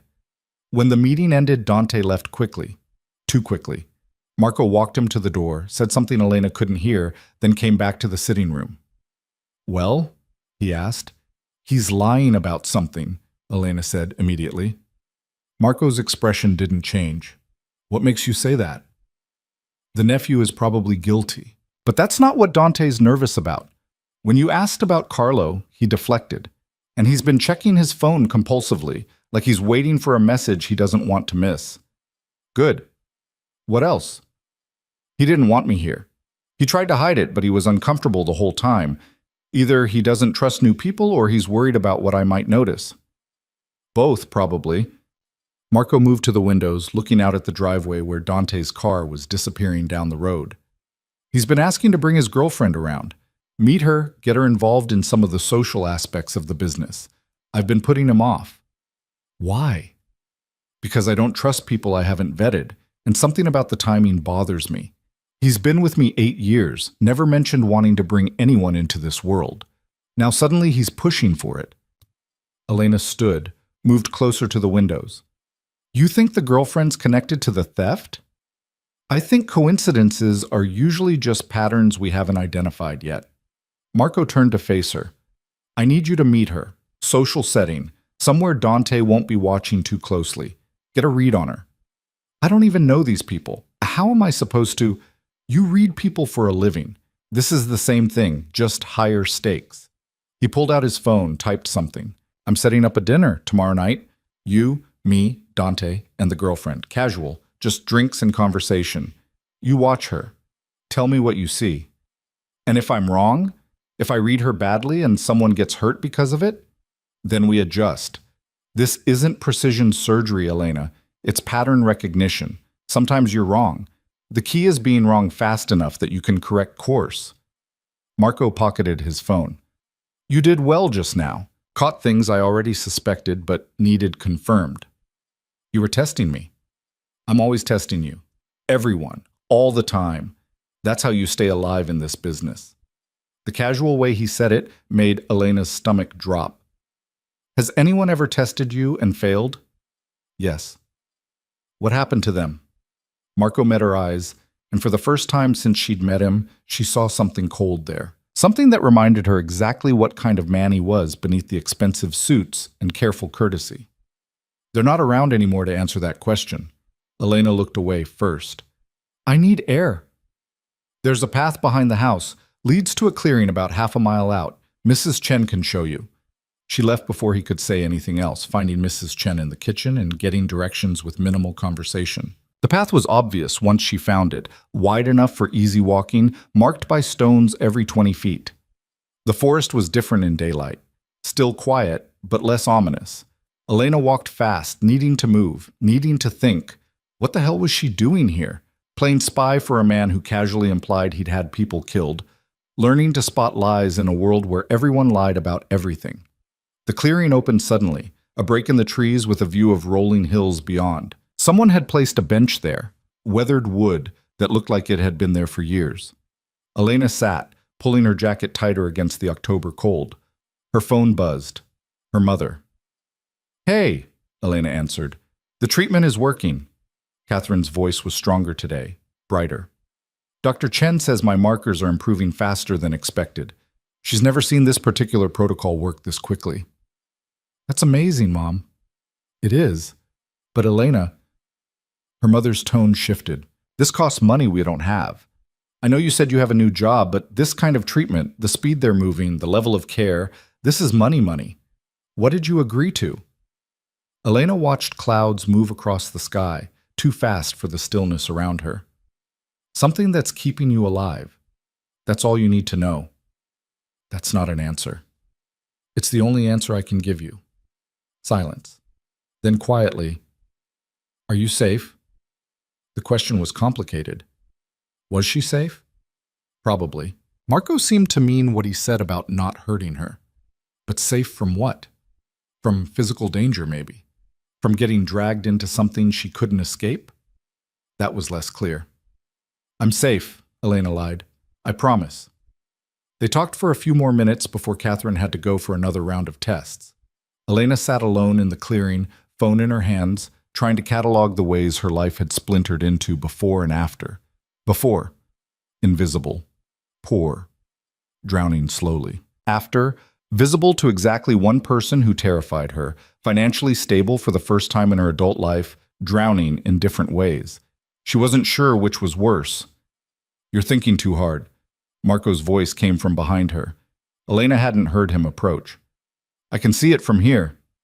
"How long have you been standing there?" "Long enough." He came around the bench, didn't sit. "Your mother's doing well."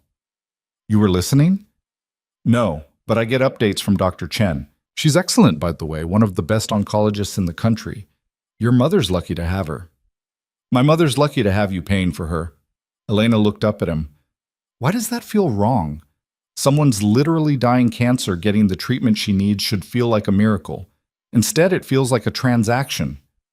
It is a transaction. I'm not pretending otherwise. Marco finally sat, leaving space between them. I'm paying for something I want.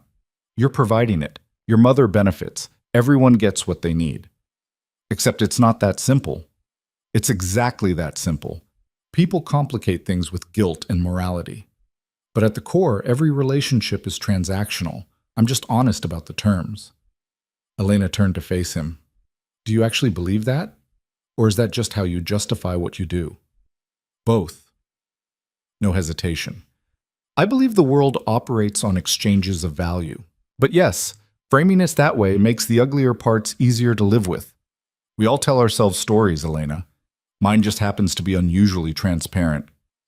The people you mentioned earlier, the ones who failed your tests, did they get a transaction too, or just consequences? Marco was quiet for a moment. They got what they chose. Everyone makes choices. Some choices have fatal consequences. That's not cruelty. That's just reality. You talk about killing people like it's a business decision, because in my world, it is. I don't enjoy it. I don't seek it out. But I operate in a space where violence is currency. Refusing to acknowledge that doesn't make me moral. It makes me dead. The bluntness was almost refreshing. No euphemisms, no attempts to make it sound better than it was. Just truth, delivered flat. Have you ever killed anyone? Elena asked. Yes. How many? Does the number matter? I don't know. Maybe. Marco looked at her, expression unreadable. 3 people, directly. Others have died because of decisions I made, but 3 I killed myself. All of them were trying to kill me first. Does that make it better? I don't know, Elena said honestly. Neither do I. I sleep fine, if that's what you're asking. But I don't know if that means I'm well-adjusted or just broken in ways I don't recognize anymore. They sat in silence for a while. Elena tried to process this information, fit it into the picture of Marco she was building. Dangerous, yes, she'd known that. But hearing him confirm it, state it so plainly, made it real in a way it hadn't been before. If I stay, she said slowly, if I keep doing this, will I have to do things like that? Will I have to hurt people? No, that's not your role. Your role is observation, information gathering. I have people who handle violence. You're not one of them. But I'll know about it when it happens. Probably. Is that a problem? Elena thought about it. Really thought about it. I don't know yet. Ask me after I've actually seen what this life looks like. Fair. Marco stood, offered his hand. Come on, we have work to do. Dinner prep for tomorrow. You need to know enough about Dante's girlfriend to ask the right questions. She took his hand, let him pull her up. His grip was warm, solid. He released her quickly, professional distance restored. They walked back to the house in silence. Elena's mind was churning, processing everything. The meeting with Dante, the conversation just now, the shape of the world she was stepping into, revealing itself in fragments. The office felt different now that she understood more. The screens weren't just data, they were lives, decisions, consequences mapped out in real time. Marco pulled up a file, showed her photographs of a woman in her late 20s. Pretty, dark hair, bright smile in the photos. This is Sophia Russo, Marco said. Dante's girlfriend. They met 7 months ago at a bar. She works as a paralegal. Clean background. No criminal record. Nothing that raises flags on paper. But something bothers you about her. Timing. Dante meets her right before the theft starts. She pushes to meet me, get involved, right when the pattern becomes obvious. Could be coincidence. But you don't believe in coincidences. I believe in patterns. He pulled up more photos. These are from her social media, public stuff. Look at them. Tell me what you see. Elena studied the images.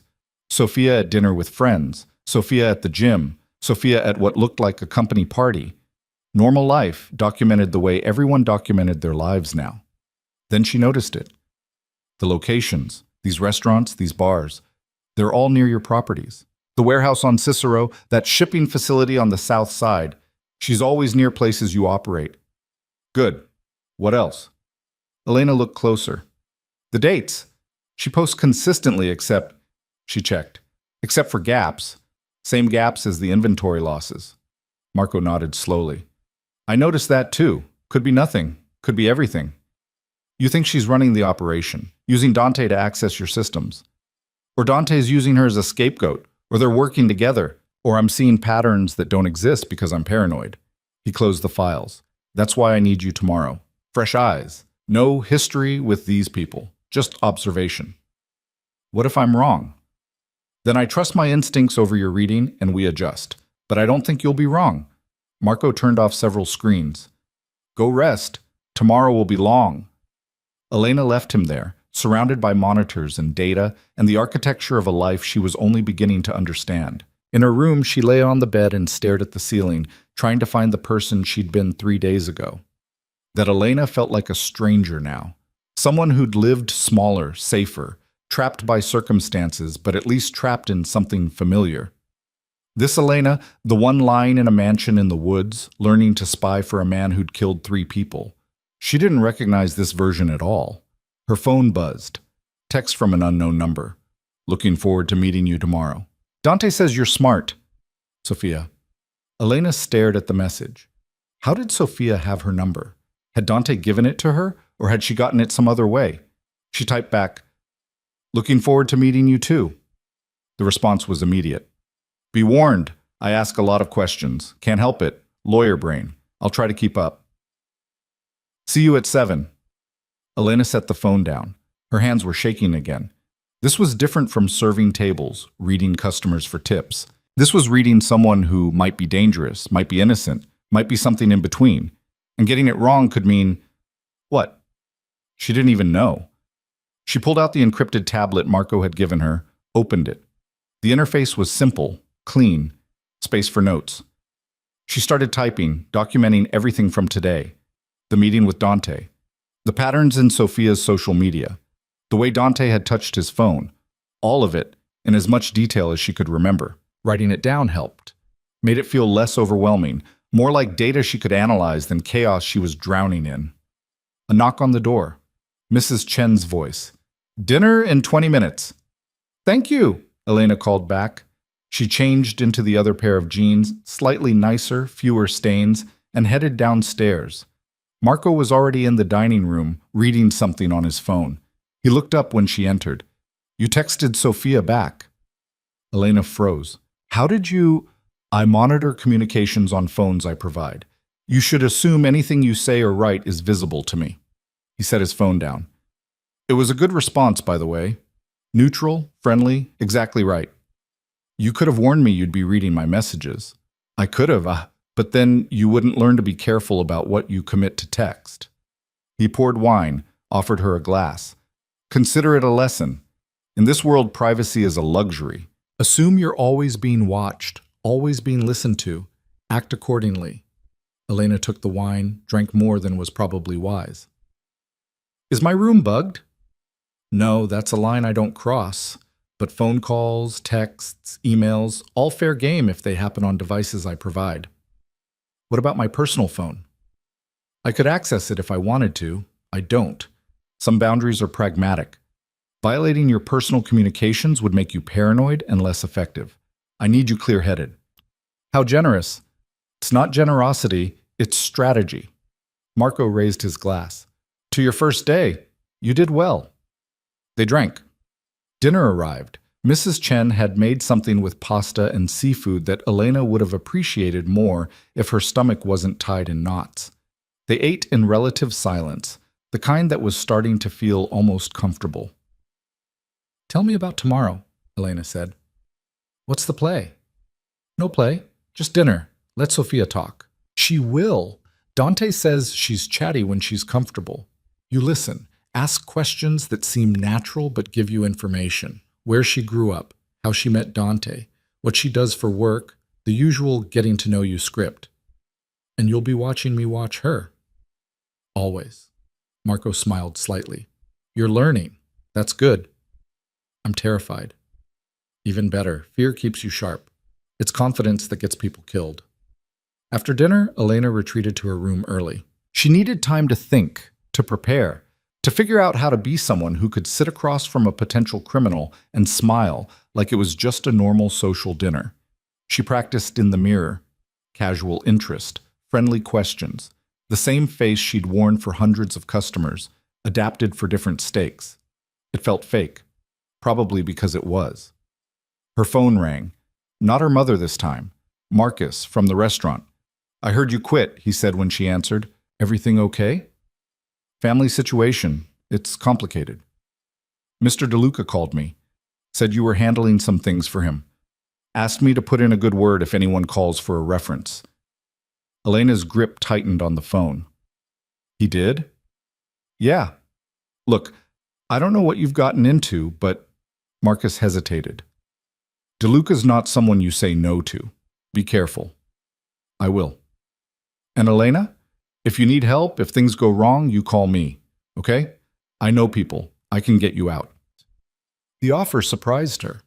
Marcus had always been professional, but distant. She'd never thought he cared beyond her ability to serve tables efficiently. Thank you, she said quietly. Just be smart. Whatever he's paying you, it's not worth your life. He hung up before she could respond. Elena sat holding the phone, Marcus's warning echoing in her head. He was right. She knew he was right. But knowing something and being able to act on it were different things entirely. She was in this now, for better or worse. The only way out was through. Elena set her alarm for 6:30. Tomorrow she'd meet Sophia Russo. Tomorrow she'd find out if she was actually any good at this, or if she'd just gotten lucky reading Dante. Tomorrow would tell her if Marco's faith in her was justified or catastrophically misplaced. Sleep came hard. When it did, she dreamed of drowning again. But this time, the hand reaching down belonged to someone she couldn't see, and she couldn't tell if they were pulling her up or pushing her under. Morning came with rain hammering against the windows, turning the forest into a blur of gray and green. Elena stood under the shower longer than necessary, letting the hot water work out knots in her shoulders that had nothing to do with how she'd slept. By the time she made it downstairs, Marco was already in the office, 3 monitors running different data streams. He glanced up when she entered. Coffee's in the kitchen. Drink it fast. We have 4 hours before Dante and Sophia arrive. I thought dinner was at 7. It is, but I need you prepared. Come here. Elena grabbed coffee first, then joined him at the desk. He pulled up a video file, pressed play. Security footage from what looked like a bar. The timestamp read 5 months ago. This is the night Dante met Sophia. Watch. The footage showed a crowded bar, typical Friday night chaos. Then Dante appeared, moving through the crowd. He stopped at the bar, ordered a drink. 2 minutes later, Sophia appeared beside him. She said something. He laughed. They talked for maybe 30 seconds before someone bumped into Sophia, spilling her drink. Dante offered to buy her another one. Seems normal, Elena said. Watch again. This time, focus on Sophia before she approaches Dante. Marco rewound the footage. Elena watched more carefully. Sophia entered the frame from the left, scanned the room briefly, then her eyes locked on Dante. She moved purposefully, positioned herself exactly where she needed to be. When someone bumped into her, Elena caught it. The subtle shift in Sophia's body, like she'd anticipated the contact, maybe even caused it. She targeted him, Elena said quietly. Looks like it. Could still be coincidence. Maybe she thought he was attractive, made her move. People do that at bars. Marco closed the file. But combined with everything else, the timing, the locations, the gaps, it builds a pattern. You think she was sent to get close to him? I think someone who wants to steal from me would need inside information. Dante has that information. Sophia has access to Dante. He pulled up another file. This is where it gets interesting. Sophia works for a law firm, corporate law, mostly legitimate, but one of their clients is a shipping company I've been watching. Watching why? Because they're trying to undercut my rates, take my clients. Standard competition, except they've been getting information they shouldn't have. Routes, prices, client lists, information that's supposed to be secure. Elena's mind started connecting pieces. You think the law firm is feeding the shipping company your information through Sophia? I think it's possible. And if Sophia's getting close to Dante to access more, then the theft isn't random. It's reconnaissance. Testing my security, learning my systems, preparing for something bigger. What's bigger than $5,000 a month in stolen inventory? Marco met her eyes. A complete takeover of my operation. You eliminate my competitive advantage, steal my clients, and suddenly my entire network collapses. Then they step in, buy up the pieces for cheap, and I'm out of the game. The scope of it hit Elena like a physical weight. This wasn't about a theft. This was about destroying everything Marco had built. And Dante, loyal Dante, who'd been with him 8 years, was the vulnerability they'd exploited. Does Dante know, she asked, that Sophia might be using him? That's what I need to find out tonight. If he knows and he's complicit, that's one problem. If he's being played, that's a different problem. Either way, I need to know which one before I act.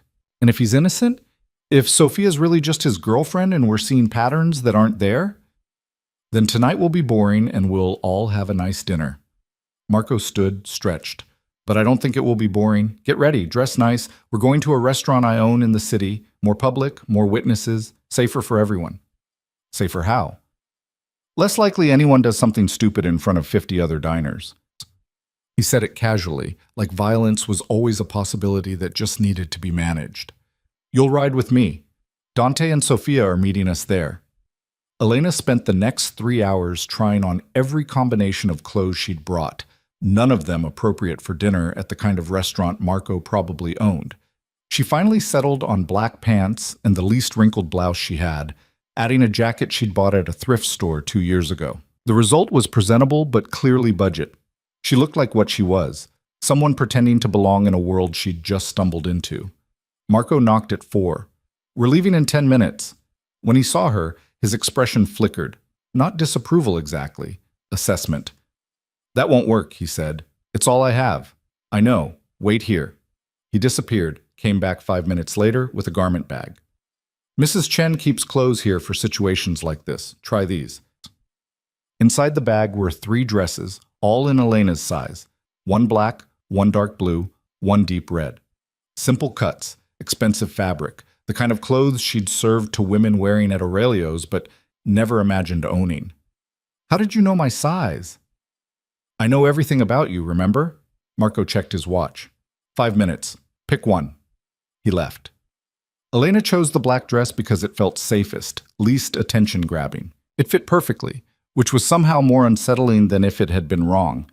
She added the only shoes she had that weren't sneakers, basic black flats, and checked herself in the mirror. She looked different. Not transformed.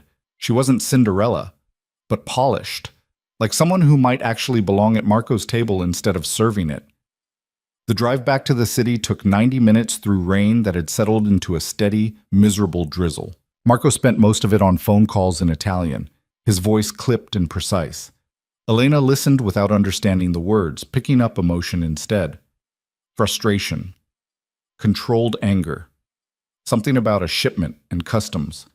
When he finally hung up, his jaw was tight. Problem? Elena asked. Same shipping company. They intercepted one of my deliveries. Legal, technically. They filed the right paperwork, claimed there was a safety concern. But it's bullshit.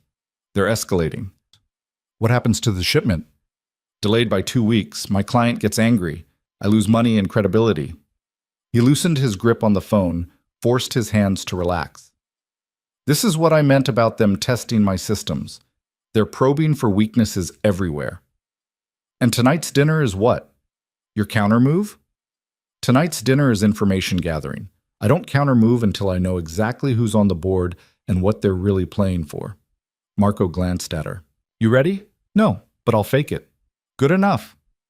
The restaurant was in the Gold Coast, the kind of neighborhood where the average entree cost what Elena used to make in a day. Valet parking, doorman, interior that looked like someone had spent millions making it look effortlessly elegant. The maitre d' greeted Marco by name, led them to a private corner booth with a view of the city lights smeared by rain. Elena slid in, hyper-aware of the dress, the setting, the eyes tracking their movement through the dining room. They're already here, Marco said quietly, nodding toward the bar. Dante stood talking to a woman who had to be Sophia. She was prettier in person than in photographs, with an easy laugh and animated hand gestures. She wore a deep green dress that probably cost more than Elena's entire wardrobe, and she wore it like she was born to it. When she saw Marco, her face lit up. She touched Dante's arm, said something, and they walked over together. Marco, Sophia said warmly, extending her hand. Finally, Dante's told me so much about you. All terrible things, I'm sure. Marco shook her hand, then gestured to Elena. This is Elena. She's working with me. Sophia's attention shifted, and Elena felt the weight of assessment behind the friendly smile. Elena, the mysterious new addition Dante mentioned. He said you were smart. I love smart women. Too many men surround themselves with decorative idiots. The comment was pointed, testing. Elena smiled back. I try not to be decorative or an idiot. It's a work in progress. Sophia laughed, genuine. I like her already. Can we keep her? They settled into the booth. Drinks appeared without anyone ordering, Marco's doing probably. Sophia dominated the conversation at first, asking Elena questions with the rapid-fire intensity of someone who actually listened to answers. Where was she from? Chicago, born and raised? What did she study? Literature before she had to leave school? Why'd she leave? Family situation, did she miss it? Every day. The questions felt casual but weren't. Elena could feel Sophia mapping her, building a profile, looking for inconsistencies or weaknesses. It was exactly what Elena was supposed to be doing to her. So how'd you end up working with Marco? Sophia asked, sipping wine. He doesn't usually bring people into the fold quickly. I got lucky, Elena said. Right place, right time. He needed someone with specific skills. I needed a change. It worked out. What kind of skills? Observation, pattern recognition, basically professional people watching. Sophia's eyes gleamed. That sounds fascinating. What's the weirdest thing you've noticed about someone? The question was a trap. Too specific an answer would reveal too much, too vague, and Sophia would push harder. Elena thought fast. A guy at my old job, investment banker type, always polite, always generous with tips. But every Tuesday, his wedding ring was gone. Every Wednesday, it was back. Took me 3 months to notice the pattern. Having an affair? Probably. Or maybe he just didn't like wearing jewelry on Tuesdays. I don't judge. Elena shrugged. The pattern was the interesting part. Sophia leaned back, considering. You notice things other people miss. That's valuable. It's kept me employed. Dante had been quiet through this exchange, watching Elena with an expression she couldn't quite read. Not hostile, but wary, like he was trying to figure out whether she was a threat. Marco steered the conversation toward safer territory: the food, the weather, Chicago politics. Elena watched the dynamics. Dante's hand on Sophia's knee under the table. The way Sophia touched his arm when she laughed. They looked like a real couple, comfortable, connected. But there were moments, brief, barely there, when Sophia's eyes would drift to Marco while she was talking to Dante, when her smile would tighten just slightly if Dante said something she disagreed with. Small cracks in the performance, if it was a performance. Food arrived. The conversation flowed more easily with something to focus on. Elena let herself relax slightly, falling into the rhythm she knew. Watch, listen, stay. Just interesting enough to be included, but not so interesting she became the focus. "I have to ask," Sophia said, turning to Marco. "The shipping thing, the delays, that's connected to the company my firm represents, isn't it?" The table went quiet. Dante's expression shifted, surprise, then concern. Marco's face revealed nothing. "Which firm do you work for again?" Marco asked, tone casual. "Mitchell and Ross, corporate law. We represent Consolidated Freight, among others." Sophia met his eyes directly. "I'm not stupid, Marco. I know what you do. I know what Dante does. And I know Consolidated's been undercutting your business. I can read a room." "Can you?" Marco said. Not a question. "I can. And I'm guessing you're wondering if I'm involved. If I'm feeding them information, using Dante to access your operations." Sophia set down her fork. "So let me save you the investigation time." "No, I'm not. I don't like Consolidated. Their CEO is a creep who keeps hitting on associates, and their business practices are borderline illegal. I wouldn't help them if they paid me double my salary." Elena watched Dante. His surprise looked genuine. He hadn't known Sophia was going to do this. "That's a very direct confession," Marco said. "It's not a confession, it's a clarification." Sophia pulled out her phone, scrolled through something, then handed it to Marco. "That's an email from 3 weeks ago. Consolidated CEO asking me to dinner. I declined. He pushed. I filed an internal complaint. I'm on record as finding him professionally repulsive." Marco read the phone, handed it back. "That proves you don't like him. Not that you're not working for him." "True. But think about it strategically. If I wanted to infiltrate your operation through Dante, would I really announce that I work for your competitor's law firm? Would I bring it up at dinner in front of witnesses?" Sophia leaned forward. "I'm a lawyer, Marco. I know how to play subtle. This isn't subtle. This is me getting ahead of suspicion because I saw it in your eyes when you looked at me tonight." The honesty was startling.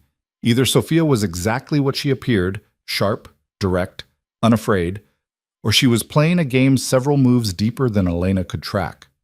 "What about the theft?" Marco asked. "From the warehouse on Cicero?" Sophia's expression flickered. "What theft?" $5,000 a month. Regular as clockwork. Started right around when you and Dante met. Dante's hand left Sophia's knee. "Marco, what the hell?" "Let her answer," Marco said, eyes still on Sophia. Sophia looked at Dante, then back at Marco. "I don't know anything about a theft, but if you think I'm involved, search my apartment. Check my bank records. I have nothing to hide." "That's convenient." "It's the truth." Sophia's voice hardened. "Look, I get it. You don't trust people. You can't afford to. But I'm not your enemy. I'm in love with Dante. I want to build a life with him. That means understanding his world and figuring out how to exist in it without compromising who I am. That's all this is." Elena watched Dante's reaction. The shock was fading into something else. Hurt, maybe. Or betrayal that Marco had investigated his girlfriend without telling him. "You should have told me," Dante said to Marco, voice low. "I'm telling you now." "By ambushing us at dinner? By accusing Sophia of—" He stopped, jaw working. "You've been watching her. Probably watching me too. How long?" "Long enough to notice patterns." "Patterns." Dante stood abruptly. "Sophia's right. You don't trust anyone. Not even people who've been loyal to you for years." "Loyalty isn't blanket immunity from scrutiny," Marco said calmly. "You know that." What I know is that you've crossed a line. Dante looked at Sophia. We're leaving. Sophia stood more slowly, her eyes still on Marco. For what it's worth, I understand why you did this. But Dante's right. You crossed a line. And if you'd just talked to him instead of playing spy games, you might have learned something useful. Like what? Marco asked. Like the fact that Carlo's nephew isn't the one stealing from you. I've met him. Sweet kid, scared of his own shadow. He's being set up. Sophia picked up her purse. But you'd rather play chess with people's lives than just ask direct questions. Good luck with that. She walked toward the exit. Dante hesitated, looking at Marco with an expression Elena couldn't quite parse. Then he followed Sophia out. The silence after they left was heavy. Elena sat frozen, trying to process what had just happened. That hadn't been reconnaissance. That had been a disaster. Well, Marco said finally, that went poorly. You think? Elena couldn't keep the edge out of her voice. You basically accused his girlfriend of corporate espionage over appetizers. I needed to see how she'd react. And? Marco was quiet, swirling wine in his glass. She reacted like someone telling the truth, or someone very good at lying. You still don't know which. No, but now I know she's smart enough to get ahead of accusations. That's useful information. He drained his glass. What did you see? Elena thought back through the dinner, pulling out details. She was nervous when she first sat down. Not about being caught, nervous about meeting you. Like she cared what you thought. And when you mentioned the theft, she was surprised. Actually surprised, not fake surprised. Her pupils dilated, her breathing changed. She didn't know about it. What about Dante? Hurt, angry, but also confused, like he's caught between you and her and doesn't know which way to lean. Elena paused. You're going to lose him over this, if you haven't already. Maybe. Or maybe he'll come back once he's had time to think. Marco signaled for the check. Either way, we learn things. Sophia's smarter than I gave her credit for. The nephew's probably innocent, and someone's playing a longer game than I thought. So what now? Now we regroup, figure out who's actually behind the theft, and I repair the damage with Dante. He stood, offered his hand to help Elena out of the booth. You did well tonight, saw things I needed confirmed. I watched you blow up a relationship with someone who's been loyal to you for 8 years. Yes, you did. Marco's expression was unreadable. Sometimes that's what this work requires, breaking things to see what's underneath. It's not pretty, but it's necessary. They drove back in silence. Elena stared out the window at Chicago sliding past, rain still falling, lights reflecting off wet pavement in streaks of color. She felt sick, not because of the food, but because she just watched someone destroy trust methodically, strategically, and she'd been complicit in it. You're angry at me, Marco said as they hit the highway. I'm angry at myself for helping. You were doing your job. My job shouldn't involve hurting people. Everyone hurts people, Elena.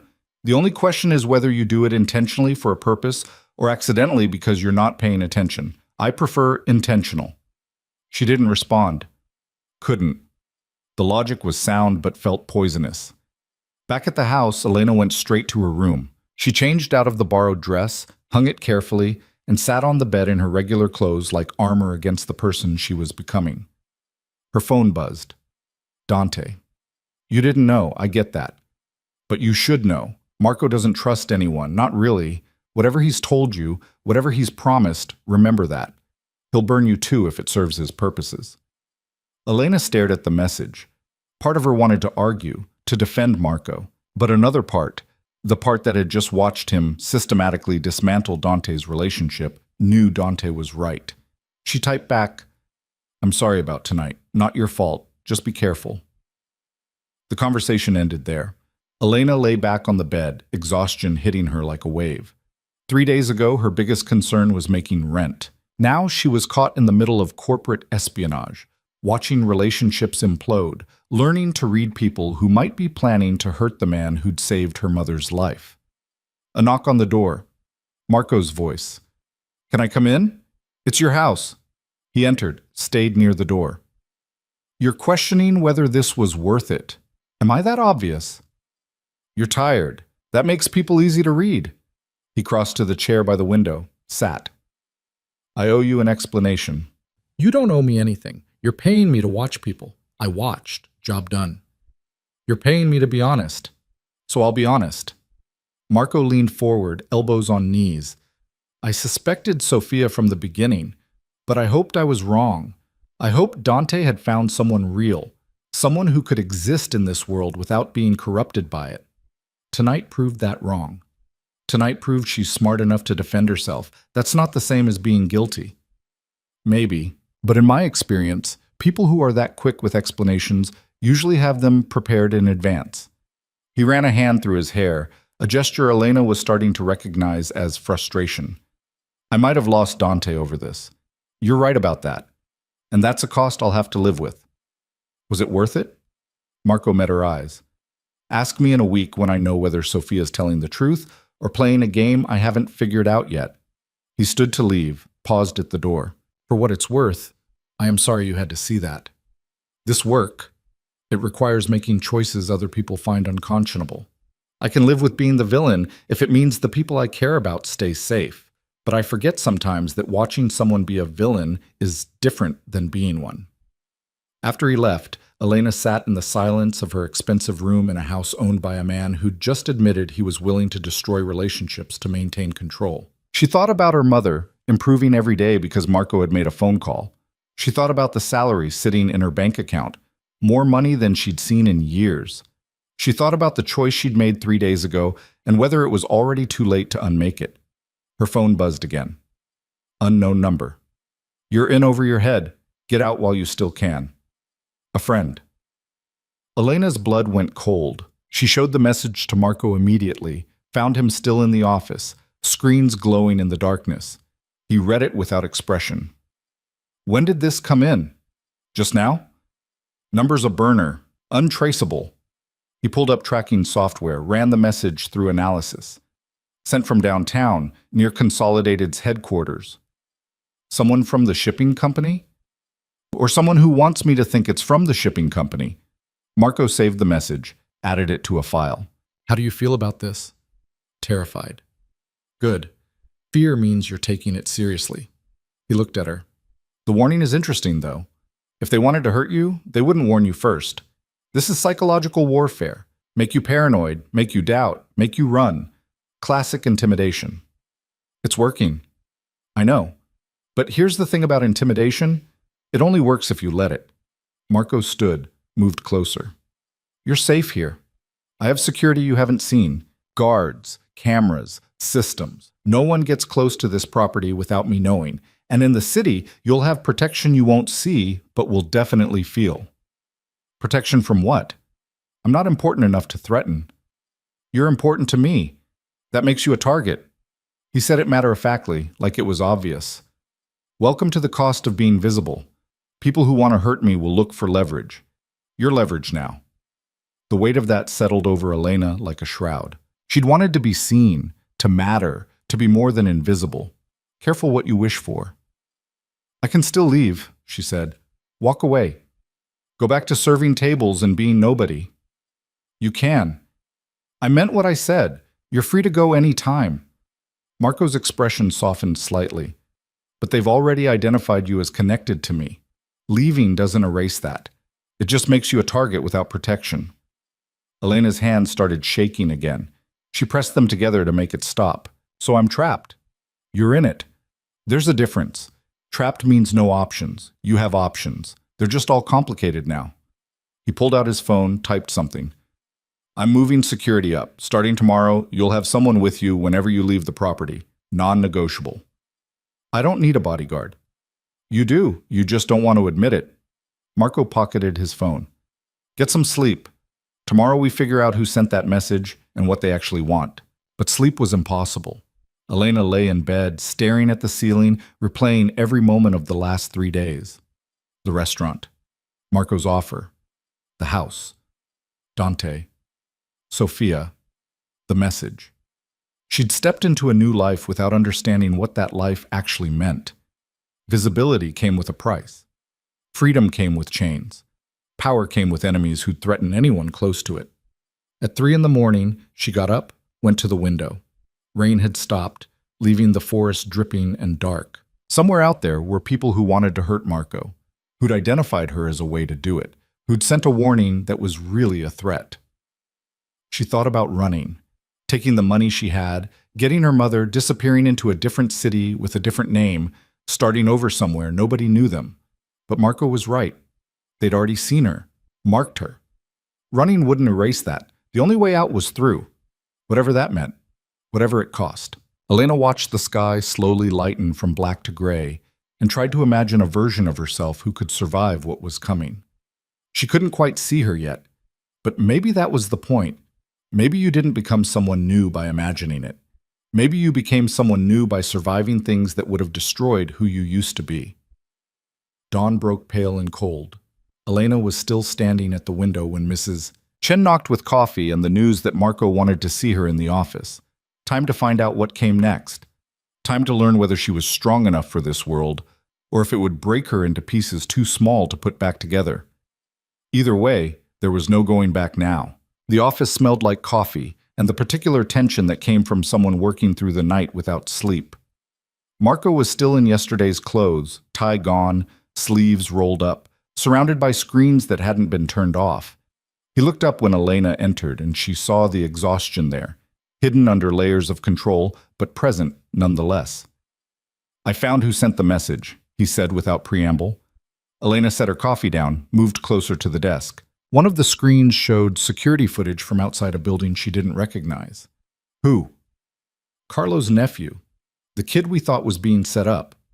Marco pulled up a different screen, showed a text message log. He's been in contact with Consolidated's operations manager for 3 weeks, selling them information, routes, schedules, security protocols, everything. But Sophia said he was innocent. Sophia was wrong, or she was lying to protect him. Marco's jaw tightened. Either way, the pattern's clear now. The nephew's been feeding Consolidated our data. They've been using it to intercept shipments, undercut prices, steal clients, and last night, after our dinner, he panicked. Sent you that warning thinking it might scare you off, create chaos in my operation. Elena sank into the chair. What about Sophia? Was she involved? I don't know yet, but I'm going to find out. Marco stood, stretched, vertebrae cracking. Carlo's bringing his nephew here in 2 hours. We're going to have a conversation. I need you there. Why? Because the kid's 23 and terrified. He might talk more freely if there's a woman in the room, less threatening. Marco moved to pour more coffee, his movements showing the fatigue he was trying to hide. Also because you need to see how these conversations go. Part of your education. Education in what? Interrogation?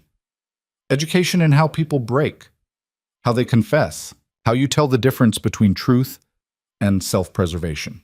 He turned to face her. You don't have to stay if it makes you uncomfortable, but I think you should. Elena thought about the warning message, the implied threat, the fact that this kid had targeted her specifically to create problems for Marco. I'll stay. Good. Get breakfast. You'll need your energy. The next 2 hours crawled by. Elena tried to eat but managed maybe half a piece of toast before her stomach rebelled. She changed into jeans and a sweater, needing the armor of familiar clothes. Checked her phone obsessively even though there were no new messages. At 9:30, a car pulled up the driveway. Elena watched from the office window as Carlo emerged, followed by a younger man who had to be the nephew. The kid looked exactly as Sophia had described. Slight build, nervous energy, the kind of person who'd fold under pressure. Carlo looked worse, older than Elena had imagined, maybe late 50s, with the weathered face of someone who'd spent decades in a hard business. But it was the expression that caught her attention. Betrayal. Grief. The look of someone who'd trusted family and been destroyed by it. Marco met them in the main sitting room. Elena hung back near the doorway, trying to be present but not intrusive. The nephew, Danny, she heard Carlo call him, couldn't look at Marco. His eyes stayed on the floor, hands shoved deep in his pockets. Sit down, Danny, Marco said. His voice was calm, almost gentle. Nothing in it suggested threat. Danny sat on the edge of the couch like he might bolt any second. Carlo remained standing, arms crossed, radiating anger barely contained. Do you know why you're here? Marco asked. Danny nodded, still not making eye contact. I need to hear you say it. Because I... Danny's voice cracked. He tried again. Because I've been stealing from you and selling information to Consolidated. How long? 4 months? Maybe 5. Why? Danny finally looked up, and Elena saw tears tracking down his face. They offered me $50,000, said it was just information, said nobody would get hurt. I needed the money. My mom, Carlo's sister, she's got medical bills, and I thought... He stopped, wiped his eyes roughly. I thought I could help her. I didn't think about what it would do to you. To Carlo, I needed the money. The irony wasn't lost on Elena. She'd made similar calculations 3 days ago. Desperate people made desperate choices. The difference was Marco had offered her a way out that didn't involve betrayal. Danny had taken a different path. Who's your contact at Consolidated? Marco asked. Operations manager. Guy named Patterson. He approached me at a bar, said he knew I worked for you, asked if I wanted to make some easy money. Danny's hands were shaking.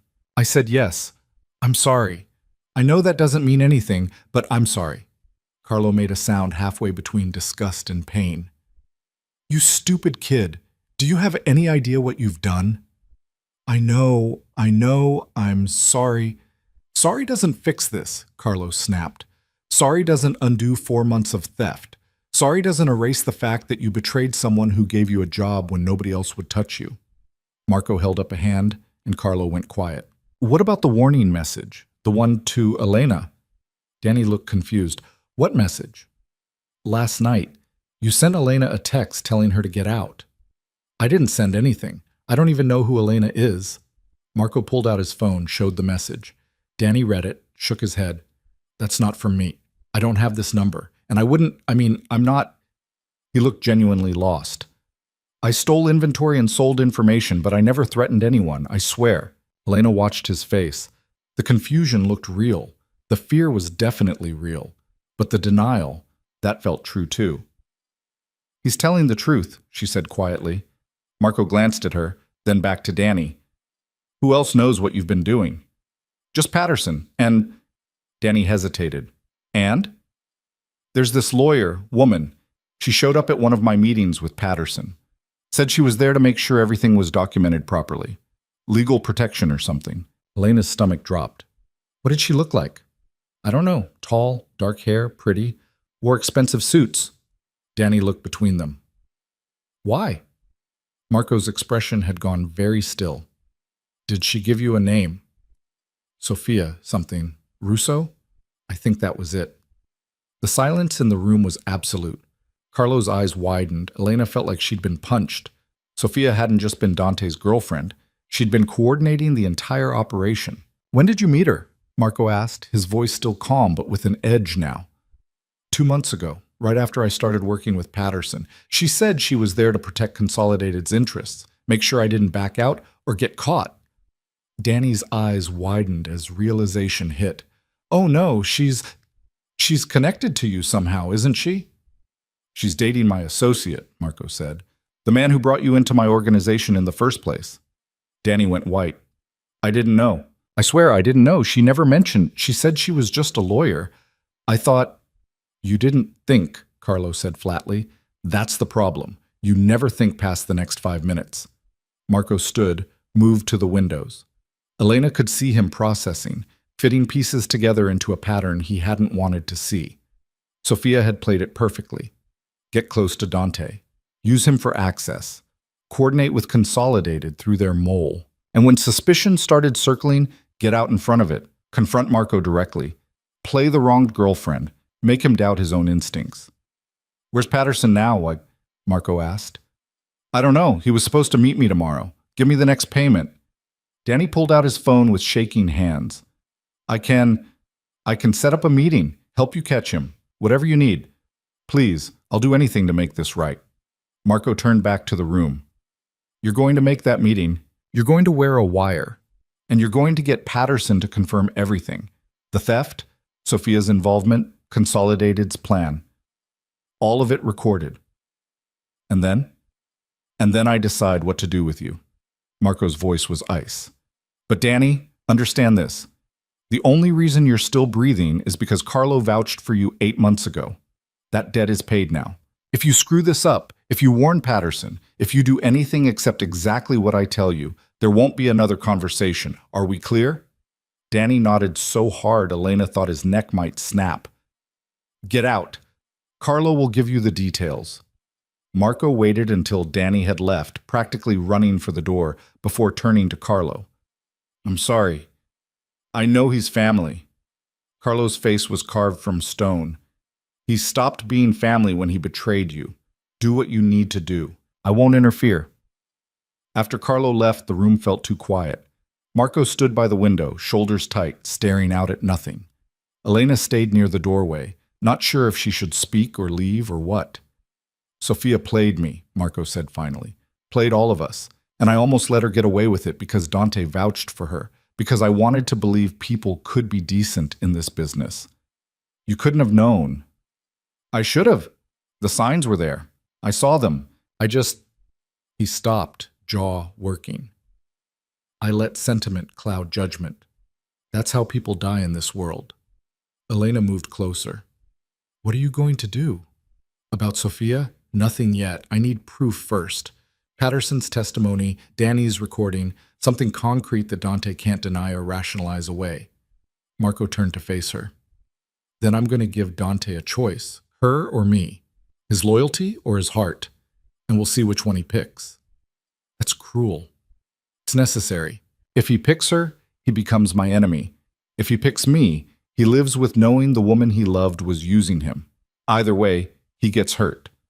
But at least this way, he gets to choose how. The coldness of it made Elena's chest ache. Is this what you meant? About breaking things to see what's underneath? Yes, and I hate it, but I'll do it anyway because the alternative is worse. Marco pulled out his phone, started typing. I'm sending security detail to your mother's hospital, just in case. Sophia knows about her. If she's desperate, she might try to use that leverage. Fear spiked through Elena's exhaustion. You think she'd hurt my mother? I think desperate people do desperate things. I'm not taking chances. He finished typing, pocketed the phone. You should call her. Let her know security's coming. Make up a story. Tell her I'm paranoid about her safety because of her treatment. Whatever keeps her calm. Elena made the call, fed her mother the lie about Marco being overly cautious, listened to her mother's protests that security was unnecessary and expensive. The conversation felt surreal, sitting in a mansion talking about bodyguards, while her mother worried about the cost. When she hung up, Marco was watching her. You're good at lying to her, he observed. I've had practice, medical bills, how bad things are, how scared I am. You learn to perform normalcy when the truth would break someone. That's a bleak way to live, says the man who just threatened to kill a 23-year-old kid if he doesn't cooperate. Marco almost smiled. Fair point. They spent the rest of the morning preparing. Marco walked Danny through the wire setup over the phone, made sure he understood the questions to ask, the confirmations to get. Elena listened, taking notes, watching Marco orchestrate another person's confession with the precision of a surgeon. By noon, everything was in place. The meeting was set for tomorrow at a coffee shop downtown. Danny would wear the wire. Marco's people would provide surveillance. Patterson would incriminate himself and hopefully Sophia in the process.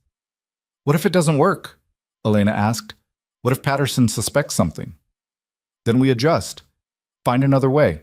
There's always another way. Marco closed his laptop. You should rest. You've been up since 3. How did you know that? Security cameras in the hallways. I saw you at your window. He said it matter-of-factly, no apology for the invasion. You were thinking about running. I was thinking about a lot of things. But you're still here. I'm still here, Elena confirmed, though she wasn't entirely sure why. Loyalty? Fear? The money? Maybe all three, tangled together into something she couldn't separate. She went upstairs, meaning to rest, but too wired to sleep. Instead, she pulled out the encrypted tablet, started documenting everything. The meeting with Danny, the revelation about Sophia, the plan for tomorrow. Writing it down made it feel more manageable, less like she was drowning in chaos. Her phone rang. Dante. Elena stared at the screen, debating whether to answer. Finally, she picked up. Is it true? Dante's voice was rough, like he'd been shouting or crying. What Marco's saying about Sophia? What did he tell you? That she's been working with Consolidated, that she coordinated the theft, that she used me. The words came out jagged. Tell me it's not true. Tell me he's paranoid and wrong. Elena closed her eyes. I don't know for sure yet, but the evidence looks bad. Evidence? What evidence? Danny identified her, said she was at meetings with Patterson coordinating logistics, making sure the operation stayed hidden. Elena heard Dante's breathing change, knew she was breaking something in him with every word. I'm sorry. Where is she now? I don't know. Have you talked to her? She's not answering her phone, hasn't since last night. Dante's voice cracked. I went to her apartment. Her stuff's gone. Like she moved out in a hurry, and there's money. $50,000 in cash hidden in her closet. I found it when I was looking for clues about where she went. The payment from Consolidated. It had to be. Elena's heart sank. Dante. I believed her. When she said she wasn't involved, I believed her. I defended her to Marco, made him look like the villain for suspecting her, and the whole time. He stopped, and Elena heard the sound of something breaking in the background.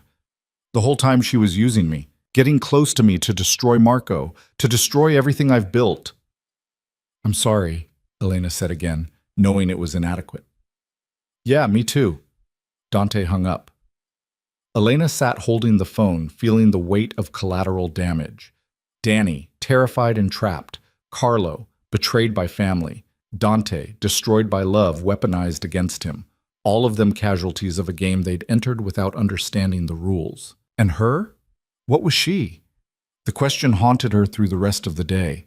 She tried to read, couldn't focus. Tried to watch something on her laptop, gave up after 10 minutes. Finally, she went back downstairs, found Marco in the office, still working. Can I ask you something? She said from the doorway. Always. How do you live like this, knowing the cost, knowing people get hurt? Marco leaned back in his chair, considered the question. I remind myself that people get hurt regardless of what I do. The world isn't safe or fair. It's brutal and arbitrary. At least in my world, the brutality has purpose, strategy, rules, even if they're not the rules other people follow. That's rationalization. Of course it is. We all rationalize. I just don't pretend I'm not doing it. He gestured to the chair across from him. You want to know if you can live like this? If the cost is worth the benefit? That's what you're really asking. Elena sat. Can I? I don't know. That's your choice to make. But I can tell you this. You're stronger than you think. Smarter than you give yourself credit for. And you have something most people in this business don't have. What's that? Empathy. You feel the cost. You don't just calculate it. Marco's expression softened slightly. That makes you dangerous in a different way. People underestimate someone who cares. They think caring makes you weak, but it doesn't.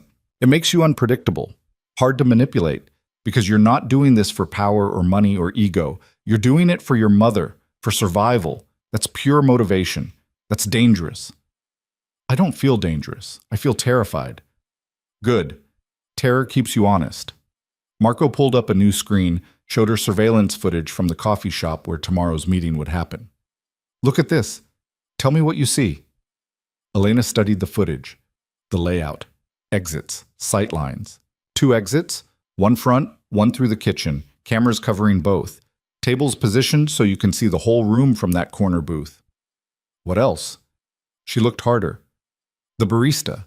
He's looking at the camera like he knows it's there, which means he's one of mine. Has been for 2 years. Consolidated chose this location because they think it's neutral ground. But nothing's neutral if you plan far enough ahead. Marco closed the screen. That's the lesson. You don't react to situations, you create them. Control the environment, and you control the outcome. Unless something unexpected happens. There's always something unexpected. But if you've planned well enough, even the unexpected fits within parameters you can manage. He stood, stretched. Come on, let's eat. Mrs. Chen made pasta, and you need food even if you don't want it. Dinner was quiet. They ate in the smaller dining room, rain starting again outside, drumming against windows. Elena pushed food around her plate more than ate it, mind still spinning through everything. "Tell me about your father," Marco said suddenly. Elena looked up, surprised. "Why?" "Because I told you he's in Phoenix. Because you said you don't remember him. But I'm curious what you feel about it now, knowing he's alive, knowing he replaced you." The question was intrusive, personal, exactly the kind of thing Elena had spent years avoiding. But something about the day, the exhaustion, the emotional overload, the strange intimacy of sitting across from someone who'd seen her most desperate moments, made her answer honestly. "I used to fantasize about meeting him, asking him why he left, making him explain how he could just walk away from his kid like she didn't matter." Elena set down her fork. "But the older I got, the more I realized he didn't leave because of me.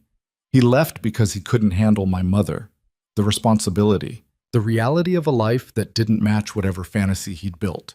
And I was just collateral damage, not important enough to stay for." That's a hard thing to accept.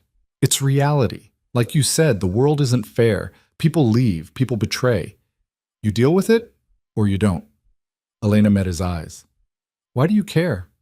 "Because understanding your wounds helps me understand your limits, where you'll break, where you'll bend but hold." Marco took a sip of wine. "Also because I'm curious about you, who you are beyond the survival mechanisms. I'm not sure there's anything beyond that.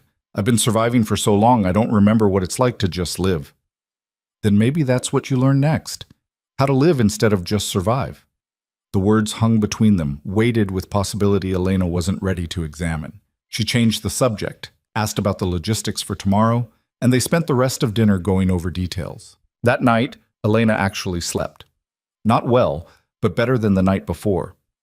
When her alarm went off at 7, she felt almost human. The morning moved fast. Marco briefed Danny one more time over the phone, walking him through the questions again. Elena listened, memorizing the script, understanding now how carefully everything had to be orchestrated. At 2 in the afternoon, they piled into Marco's car, him driving, Elena in the passenger seat, 2 security guys Elena hadn't met in the back. They parked 3 blocks from the coffee shop, close enough to respond if needed, but far enough to avoid detection. Marco handed Elena an earbud. "You'll hear everything. Watch my face. If I signal, we move." "What kind of signal?" "You'll know it when you see it." Danny arrived first, ordered coffee with hands that shook so badly he spilled sugar everywhere. The barista, Marco's plant, gave him a subtle nod. Confirmation the wire was working. 5 minutes later, Patterson walked in.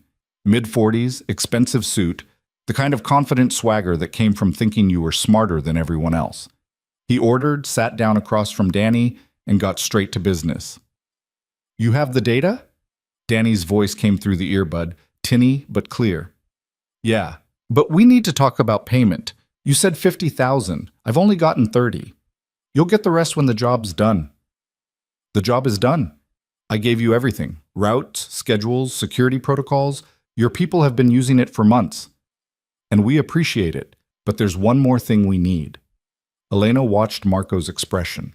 It didn't change, but she saw his hand tighten on the steering wheel.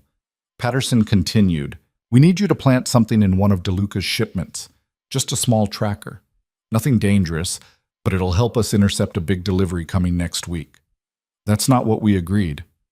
"Consider it a bonus request, worth another 20,000 if you do it right." Patterson leaned back. "Unless you want to walk away now. But if you do, I'll make sure certain people know you've been stealing from them. I don't think DeLuca's the forgiving type." Blackmail on top of theft. Elena glanced at Marco. His jaw was tight, eyes fixed on something in the distance. "What about Sophia?" Danny asked, and Elena's attention snapped back. "She said she'd protect me. Legal protection. That's why I agreed to this in the first place." "Sophia did her job, got us access through Moretti. Now she's moved on to the next project." "Next project?" "DeLuca's got other weak points. Sophia's good at finding them, exploiting them." Patterson smirked. "Between you and me, the Moretti thing was brilliant. Get the girl close to DeLuca's most loyal guy, make him fall for her, use him to build a complete picture of the operation, then burn it all down when you have what you need." Danny's voice wavered. "And Dante? What happens to him?" "Not my problem. Sophia's probably ghost him now that he served his purpose. Patterson checked his watch. So what's it gonna be? You in for the tracker job or not? Elena heard Danny take a shaky breath. I need to think about it. You've got 24 hours. After that, the offer expires. Patterson stood. And Danny? Don't even think about going to DeLuca. You're already in this deep. Might as well see it through. He walked out. Danny sat frozen at the table, the wire catching his ragged breathing. Marco pulled out his phone, typed something. Seconds later, the barista brought Danny a note. Danny read it, stood slowly, and walked out the back exit where one of Marco's cars was waiting. We got him, Marco said quietly. Patterson just confessed to everything. Conspiracy, theft, blackmail, and he confirmed Sophia's involvement. That's enough. Enough for what? Elena asked. Enough to end this. Marco started the car. Patterson's going to have a very bad day tomorrow. And Sophia, he paused. Sophia's going to wish she'd chosen a different target. They drove back in silence. Elena's mind was racing through implications. Consolidated would lose their operations manager. Their coordinated attack on Marco's business would collapse. Danny would probably get immunity in exchange for testimony. Carlo would have to live with his nephew's betrayal, but at least the kid wouldn't be killed. But Dante would be destroyed. Back at the house, Marco disappeared into his office. Elena found him an hour later on the phone, speaking rapid Italian. When he hung up, his expression was grim. I found Sophia. She's at a hotel near O'Hare, probably planning to leave the country. He pulled up surveillance footage showing Sophia in a hotel lobby, suitcase in hand. I'm going to talk to her, tonight. I need to hear her explain it. Need to understand if any of it was real or if she's just that good at lying. Do you want me to come? No, this one's personal. Marco stood, grabbed his jacket. But I need you to do something for me. Call Dante. Tell him where Sophia is. Let him decide if he wants to confront her or let her go. Why me? Because you'll tell him the truth. I might try to manipulate his choice. You won't. Marco headed for the door. Whatever he decides, it's his choice. That's important. He needs to own it. After Marco left, Elena sat with her phone for 10 minutes before calling Dante. She's at the Marriott near O'Hare, Elena said when he answered. Room 847. Marco's on his way there now. If you want to talk to her, you need to go now. Dante was quiet for a long moment. Did she do it? Everything Marco said?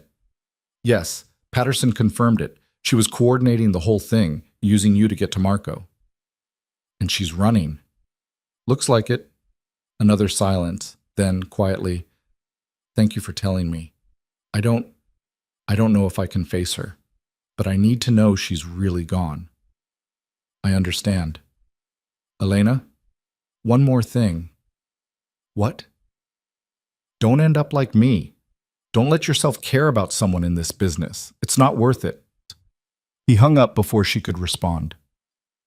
Elena sat in the empty house, listening to rain against windows, and wondered if it was already too late for Dante's warning. If caring about Marco, or at least caring about what happened to him, was already a mistake she'd made without realizing it. Her phone buzzed. Marco. Stay at the house. Security's been increased. Don't go outside until I get back. What's happening? Sophia brought friends. This might get complicated. Elena's heart hammered. She moved to the office, pulled up security feeds. The cameras showed the perimeter, the driveway, the forest beyond. Everything looked quiet.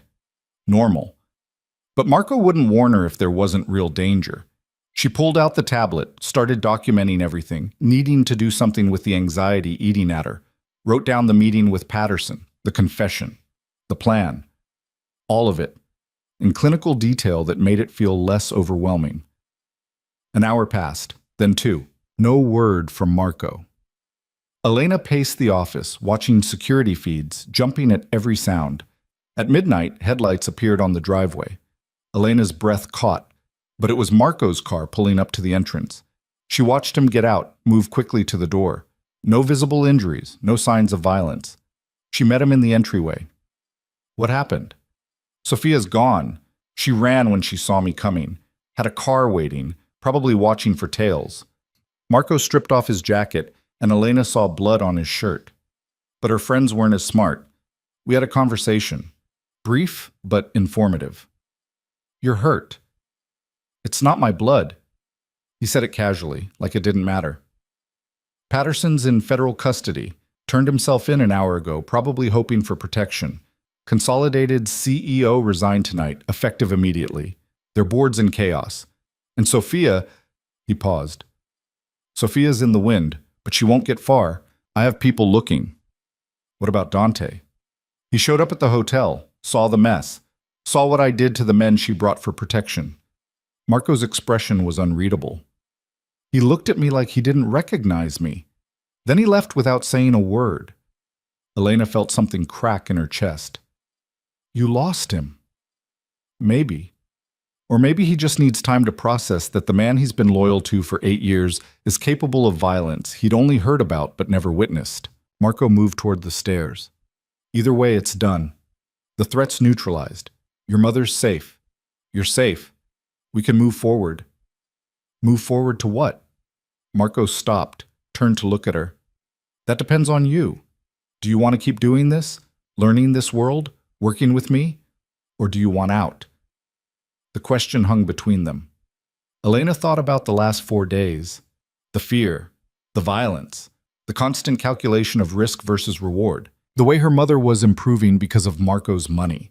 The way she felt visible for the first time in years, even if that visibility came with danger. I don't know, she said honestly. Fair enough? Think about it. Take time. Whatever you decide, the offer stands. Your mother's care continues. The money I've already paid you is yours. No conditions. Marco started up the stairs again. But Elena, if you stay, understand what you're choosing. This doesn't get easier. It gets more complicated, more dangerous, more morally ambiguous. You've seen the surface. The real work is deeper and darker than tonight. He disappeared up the stairs before she could respond. Elena stood in the entryway of a mansion she'd lived in for 4 days, trying to figure out who she was now versus who she'd been when she walked into Aurelio's a week ago. That Elena, invisible, desperate, drowning, felt like a stranger. This Elena, visible, protected, still scared but functioning anyway, felt both more real and less recognizable.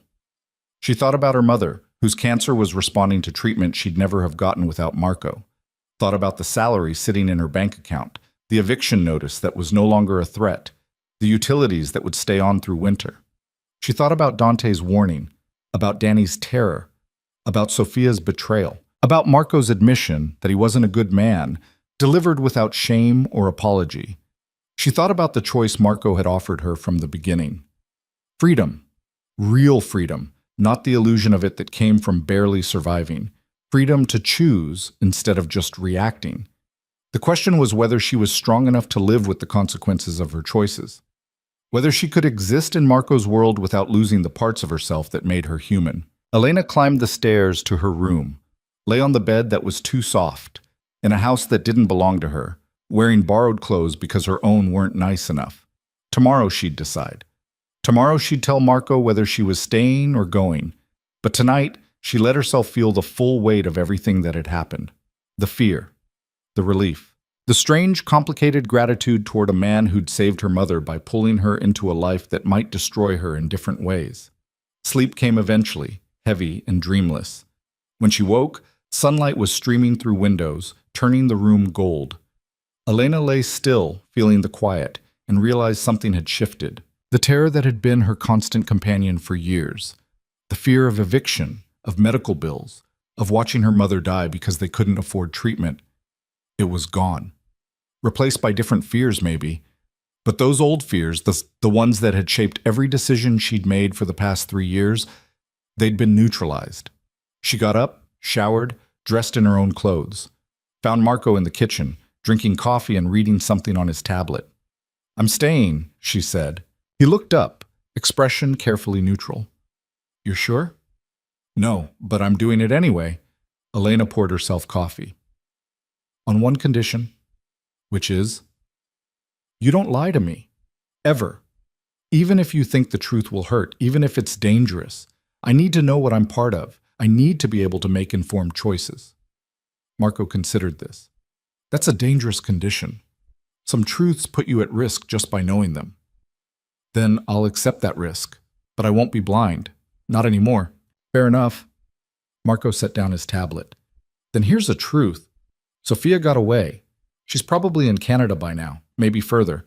I have people looking, but she's smart. She'll stay hidden until she thinks it's safe. And then? And then she'll try again. Different target, different approach. But she'll try again. That's who she is. What she does. Marco met Elena's eyes, which means this isn't over. It's just paused. And when it restarts, she'll know about you. Know you're a vulnerability she can exploit. The fear should have been overwhelming. Instead, Elena felt something else. Resolve, maybe. Or just exhaustion with being afraid. Then we'll deal with it when it happens. Together. Together, Marco agreed. Over the next weeks, life settled into a new rhythm. Elena moved into a different apartment in the city. Not a mansion, but nicer than anything she'd lived in before. Safe building, good neighborhood, rent paid by Marco, but the lease in her name. Her mother was released from the hospital, moved into a care facility with round-the-clock medical support. The treatments were working. She was getting stronger. Dante came back. Not immediately. He took 3 weeks to process what had happened, but eventually he showed up at Marco's office and said he was ready to work again. The trust was damaged, maybe permanently, but the loyalty remained, built on years of shared history that one betrayal couldn't erase. Danny got immunity, testified against Consolidated. The company collapsed in legal troubles and SEC investigations. Patterson got 15 years. Carlo retired, moved to Florida, probably to get away from the memories of his nephew's betrayal. And Elena learned how to read financial statements for hidden patterns, how to track shipments through customs, how to spot lies in body language, how to exist in Marco's world without losing herself entirely. It wasn't easy. There were nights she woke up panicking, questioning every choice. Days when the weight of what she was part of felt unbearable. But there were also moments of unexpected clarity, of feeling useful, of using skills she didn't know she had. 6 months in, Marco offered her a new deal, higher salary, more responsibility, an actual title, Strategic Operations Consultant. It sounded legitimate enough to put on a resume while being vague enough to hide what she actually did. She accepted. A year after that dinner at Aurelio's, Elena sat in Marco's office, reviewing surveillance footage from a new potential security threat. Her mother was in remission. The medical bills were paid. She had savings, actual savings, not just debt in different forms. "You've gotten good at this," Marco said, watching her work. "I had a good teacher." Elena paused the footage, pointed at a pattern she'd noticed. "This guy. He's been near 3 of your properties in the last week. Different times, different days, but always watching. We should look into him." "Already on it. I noticed him 2 days ago." Marco pulled up a file. "Private investigator. Working for someone, but we don't know who yet." "Sophia? Maybe, or someone new." "There's always someone new." He closed the file. "Doesn't scare you anymore. The constant threat." Elena thought about it. "It scares me. But I've learned to function scared. That's different than being paralyzed by fear." "Yes, it is." Marco stood, moved to the windows overlooking the city. "I've been thinking about something. A partnership. Official. Equal stake in certain operations. You'd have real power, real say in decisions." The offer was massive. A year ago, Elena would have been terrified of that kind of responsibility. Now she felt something else. Curiosity about what she could do with it. "Let me think about it," she said. "Take your time. The offer stands." That night, Elena visited her mother at the care facility. Catherine looked better than she had in years. Color in her face, strength in her movements, hope in her eyes. "You look tired," her mother said, studying Elena's face. "I'm fine, just busy." "Busy doing what exactly? You still haven't told me what this job actually is." Elena smiled. "Consulting, problem-solving, helping people navigate complicated situations." "That's very vague." "It's a very vague job." Catherine was quiet for a moment. "Are you happy? Really happy? Not just surviving, but actually living?" The question stopped Elena. Was she happy? She wasn't sure. But she was alive in ways she hadn't been before. Challenged, seen, Important to someone beyond just being a burden or a paycheck. I'm getting there, Elena said finally. Ask me again in a year. I will. Her mother squeezed her hand. Just be careful. Whatever you're doing, whatever world you're in now, don't lose yourself in it. Promise me. I promise. Elena left the facility as the sun was setting, painting Chicago in shades of amber and shadow. She walked instead of taking a car, needing the movement, the cold air, the reminder that she was still herself despite everything. Her phone buzzed. Marco. Dinner? I have something to show you. What is it? A surprise. Meet me at the house. Elena changed direction, heading for the train that would take her north. The house felt different now, less like a fortress, more like a second home. Mrs. Chen greeted her warmly, directed her to the office. Marco was there, screens glowing in the darkness, but he wasn't alone. Dante stood beside him, looking at something on the main monitor. What's going on? Elena asked. We found Sophia, Marco said. The name sent a chill through her. Where? Amsterdam. She's been running a similar operation there. Different target, same strategy. Get close to someone with access, exploit them, steal information. Marco pulled up surveillance footage. Sophia walking through a street market, coffee in hand, looking relaxed. But she made a mistake. Used a credit card we'd been monitoring. Left a trail. What are you going to do? Marco and Dante exchanged a glance. Then Marco said, Nothing. We're letting her go. Elena's eyes widened. What? Why? Because making her disappear won't undo what she did, won't fix what she broke, and honestly, Marco's expression was unreadable.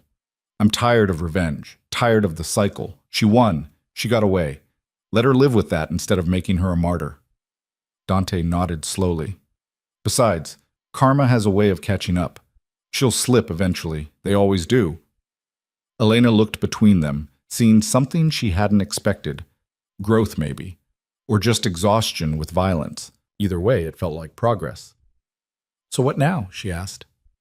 Now we focus on building instead of destroying, Marco said. I'm expanding into legitimate business, real estate development, tech investing, still keeping the other operations, but scaling them back, making room for something cleaner. Why? Because I'm getting older, because I'm tired of looking over my shoulder, because, he glanced at Elena, because someone reminded me that there's a difference between surviving and living, and I'd like to try living for a while. The admission felt massive. Elena sat down, processing this new information. Where do I fit in this new version? She asked. Wherever you want. Partner in the legitimate businesses, consultant on the others, or something else entirely. Your choice. Marco sat across from her. But I'd like you to stay. You've become important to me, more important than I expected. The words hung in the air between them, weighted with meaning neither was ready to fully examine. Dante cleared his throat. I'm going to give you two some privacy, he said, heading for the door. Elena, thanks for everything. You brought some humanity back to this operation when I'd forgotten what that looked like. After he left, Elena and Marco sat in comfortable silence. Outside, snow had started falling, the first of the season. Chicago winter arriving right on schedule. I'll stay, Elena said. On one condition. Another one? You teach me everything, not just the observation and pattern recognition. All of it. How the business actually works, how to run operations, how to make decisions. If I'm going to be your partner, I need to actually be your partner, not just your protege. Marco smiled, genuine and warm. Deal. When do you want to start? Tomorrow. But tonight, Elena stood, moved to the windows. Tonight I just want to stand here and feel like I made it, like I survived something that should have destroyed me, and I came out the other side still recognizing myself in the mirror. Marco joined her at the window, standing close enough that she could feel the warmth of him. You did more than survive. You transformed. That's harder. They stood together, watching snow fall over the forest, and Elena let herself feel the full weight of how far she'd come. From invisible waitress to visible partner, from drowning in poverty to swimming in dangerous waters, but at least swimming. From powerless to powerful, even if that power came with costs, she was still learning to accept. Thank you, she said quietly. For what? for seeing me. When everyone else looked through me, you saw me. That saved my life. You saved your own life. I just provided the tools. Marco turned to face her. But you're welcome. And Elena, thank you for staying, for choosing this life despite knowing what it costs. That means more than you know. The moment stretched between them, intimate and complicated and full of possibilities neither was ready to name. Then Marco stepped back, professional distance restored.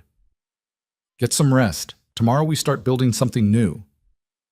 Elena left the house as snow continued to fall, coating the world in white. She took the train back to the city, watching her reflection in the window. Same face, different eyes. The eyes of someone who'd seen things, done things, become things she never expected. The woman looking back wasn't the Elena who'd walked into Aurelio's all those months ago. That Elena was gone, replaced by someone stronger, more complicated, more alive, and somehow, impossibly, that felt like victory.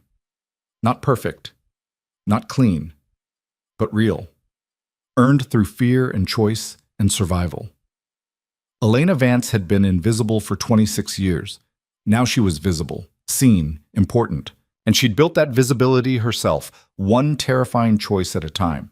That was worth something, maybe worth everything. The train pulled into her stop. Elena stepped out into falling snow and walked toward her apartment, toward her new life, toward whatever came next. Ready for it, scared of it, but no longer paralyzed by either, just moving forward, always forward, into the unknown, with eyes wide open.